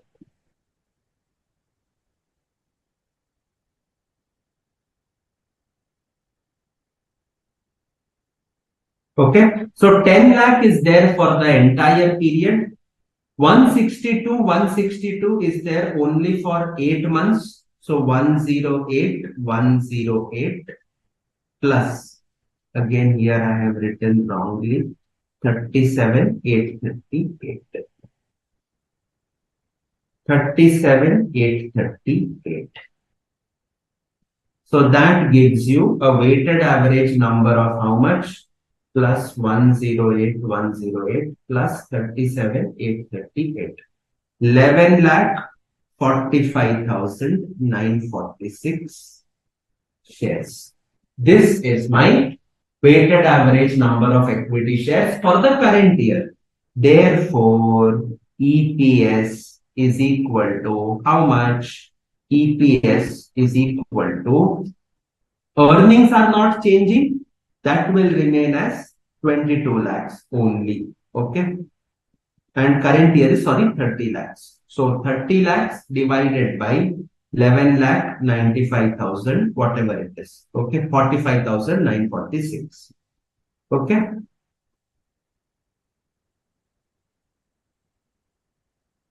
$30 lakhs divided by 1145,946.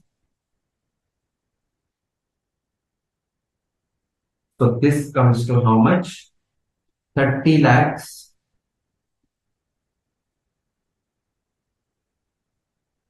to 2.62. Acha, previous year, do I have to restate?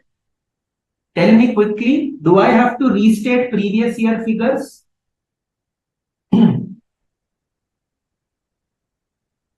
Do I have to restate previous year figures?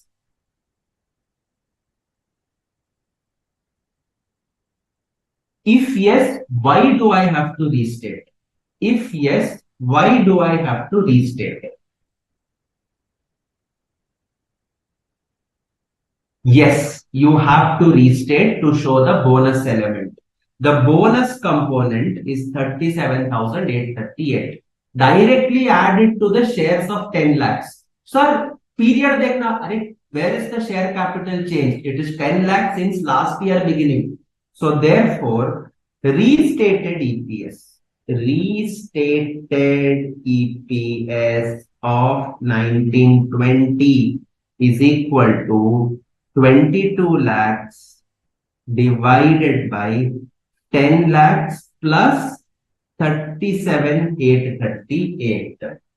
Yes.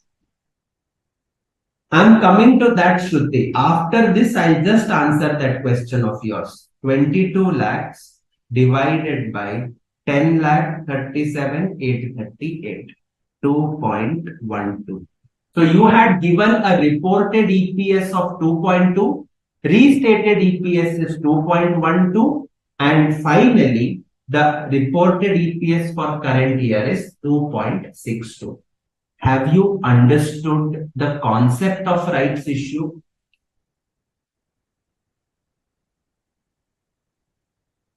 Have you understood the concept of rights issue? I hope you have noted this down side by side. Okay. Yukta is not there.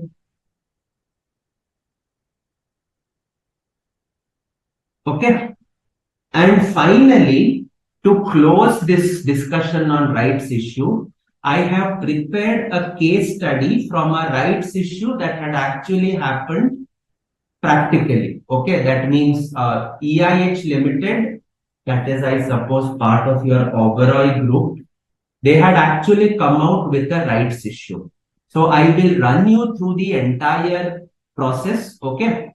I will also take you through what were the market prices at that point of time and how the EPS was actually calculated. I kind of figured it out by reading the annual reports, etc. So I hope that that working is going to give you further clarity on this. But before that, I will complete this discussion. Okay. All right. ठीक है. So everything is clear. Shruti, did you follow? Tanisha, did you follow the calculation? Current year EPS, previous year EPS, previous year restated and previous year reported. Are all the three EPS workings clear? Yes. Are all the three EPS workings clear?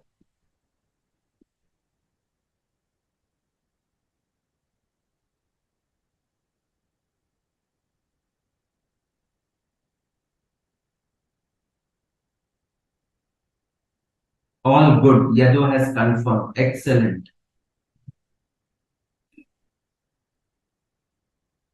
Okay.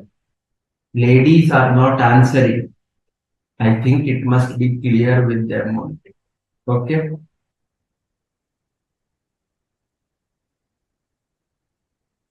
Okay. All right. The next one is we will see how it is done practice in examination scenarios. You can do this perfectly right. Nothing wrong. In fact, the shortcut method is derived based on this only. But if you want to do something shorter, okay, you'll get the same answer. Answer won't be different. But if you want to do something short, let us see how it works. Okay. This won't take much time. The short method won't take much time. Okay. Determination of theoretical X rights fair value. We have done this. This is step number 1. Determination of theoretical X rights price 30.83. We saw how to do it. They did it for the entire shares. You can do it for one share also. Answer is the same because end of the day it is a ratio. So you do it as 10 lakh, 2 lakh, 10 lakh, or you do it as 5, 1 and 5 plus 1. That is also fine. Answer you are going to get the same 30.83. The next thing that you are going to do is the adjustment factor. In the bonus question, what we did, we had taken number of shares pre-bonus plus number of shares post-bonus divided by number of shares pre-bonus. So we had gotten 4 by 3. यहाँ पे directly we cannot do it that way. See, in the bonus question, what had happened was You had received an extra share without paying for it. You had received an extra share without paying for it. Here, it's not happening like that. Here, you are paying something, but you are paying lower than the fair value. You are paying lower than the fair value. So the adjustment factor here is not going to be straight away pre plus post divided by pre, वो चलेगा नहीं यहां पे, because यहां पे we are going to do the issue without with a small consideration. The consideration is not at fair value, but we have a consideration, and therefore the adjustment factor that we are going to do is going to be given by fair value before rights issue divided by theoretical x rights price. So 32 divided by 30, that gives you 1.04. This is step number 2. Step number 3, weighted average number of shares. If you look at this, the rights issue happened on 31st July. That means after 4 months. So you remember the bonus. Everything before the bonus date, anything before this date, I would multiply it by 4 by 3. Now here, anything before the rights date, you will multiply it by 1.04. That is the rights adjustment factor. That is the rights adjustment factor, because we are taking it as a part. We cannot take the entire bonus because there is a small consideration that is issued here. So therefore, into 1.04 is what we are going to do. So you can check in the workings, 10 lakh shares into 1.04 into 4 by 12, 3,45,946.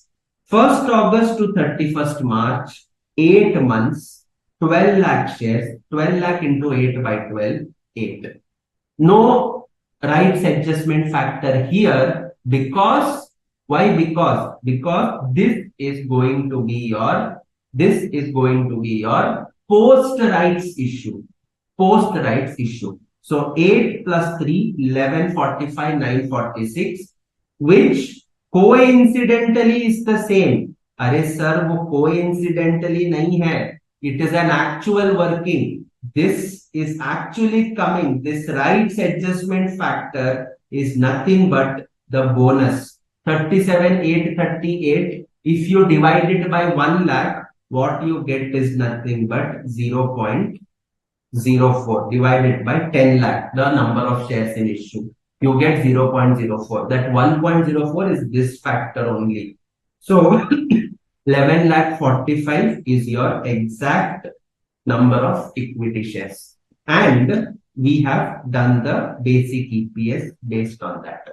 Reported, you had done 2.2 already. Adjusted basic EPS, okay, is going to be 22 lakhs divided by 1037,838. Sir, we had seen this number somewhere. Opening 10 lakh plus the bonus component 37,838. This is nothing but 10 lakhs multiplied by 1.04. That is, rounding off is there, so it is 1.037838. Okay, so therefore you are getting the exact answer. This is exact answer. Okay, did you follow? Sir जो solution आपने कराया है उसमें 6/5 क्यों नहीं किया? आप उसमें 6/5 नहीं कर सकते. You cannot take it as 6/5 because you are paying something for getting the share, my friend.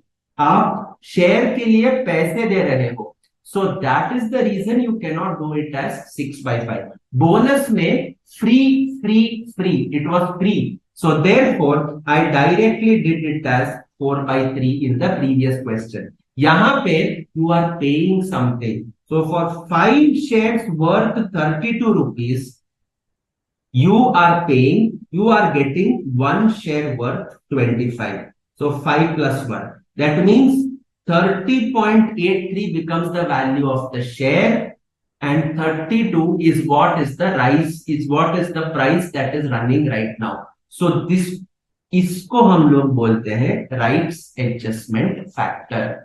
You are effectively multiplying it by 32 divided by 30.83. Bonus के केस में क्या होता था? You did not have this. You did not have this. Okay. This was existing. This is your fresh issue. Fresh equity share for no cost. Market में you look at any point of time whenever bonus issue happens. If 1:1 bonus happens, the price reduces by half. The price reduces by half because the markets react exactly in proportion to any free issues which you are issuing. So therefore, वहां पे directly I could do it as 4/3. Here I cannot do it directly. यहाँ पे दिक्कत है. The problem here is you will have to take it as a before rights price divided by theoretical x rights price and यही करेंगे. This is what is equivalent to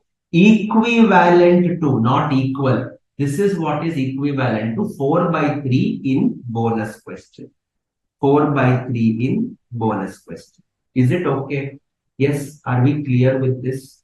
So that is your rights explanation. That is your rights explanation. And you can solve it like this. Okay. So I want you guys to try question 13 for homework. Try to do it today evening. Okay. Try to do it today evening. You will be able to get the answer. Same hai, only the figures are different. Try to solve it with the help of the bonus shares whose understanding you have taken today. Try to do it by the shortcut also so that it gets printed in your brains. Okay. And then I want you to think about question 14. What is the bonus content in that?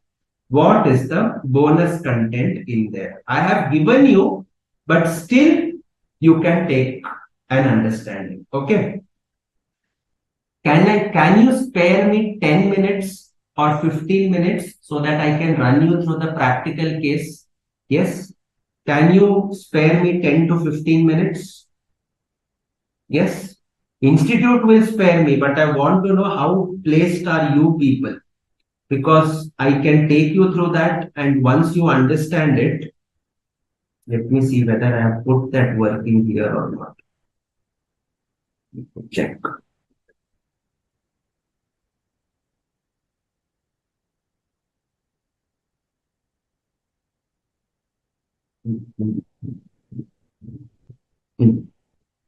Yes.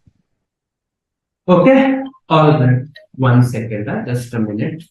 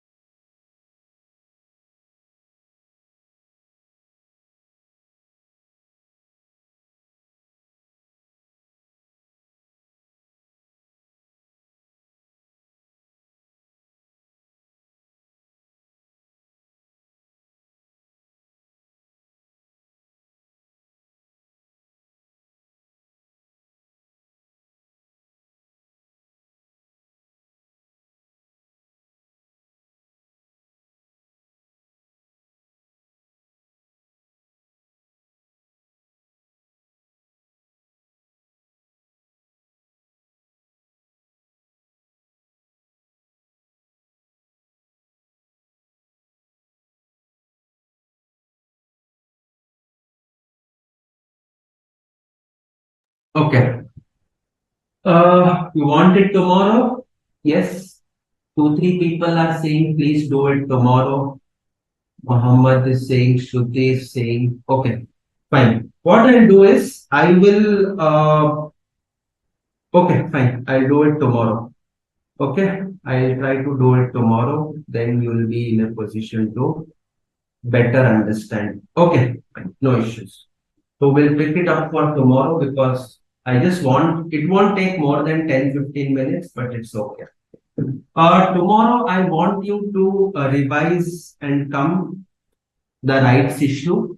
I want you to revise and come whatever we have studied. Tomorrow we are going to discuss two, three new concepts first, followed by what you already have studied, diluted EPS.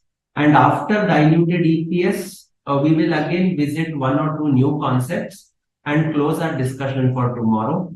And on Tuesday, I'll just try to leave you with one or two questions so that we are going to get relieved early on Tuesday. But tomorrow's will be a long class. Okay. We'll go up till 4.5 hours also. Okay. Yes. Thank you, everyone. See you guys tomorrow. Be fresh. Don't miss the class. Okay. Don't miss the class. Thank you. The session done.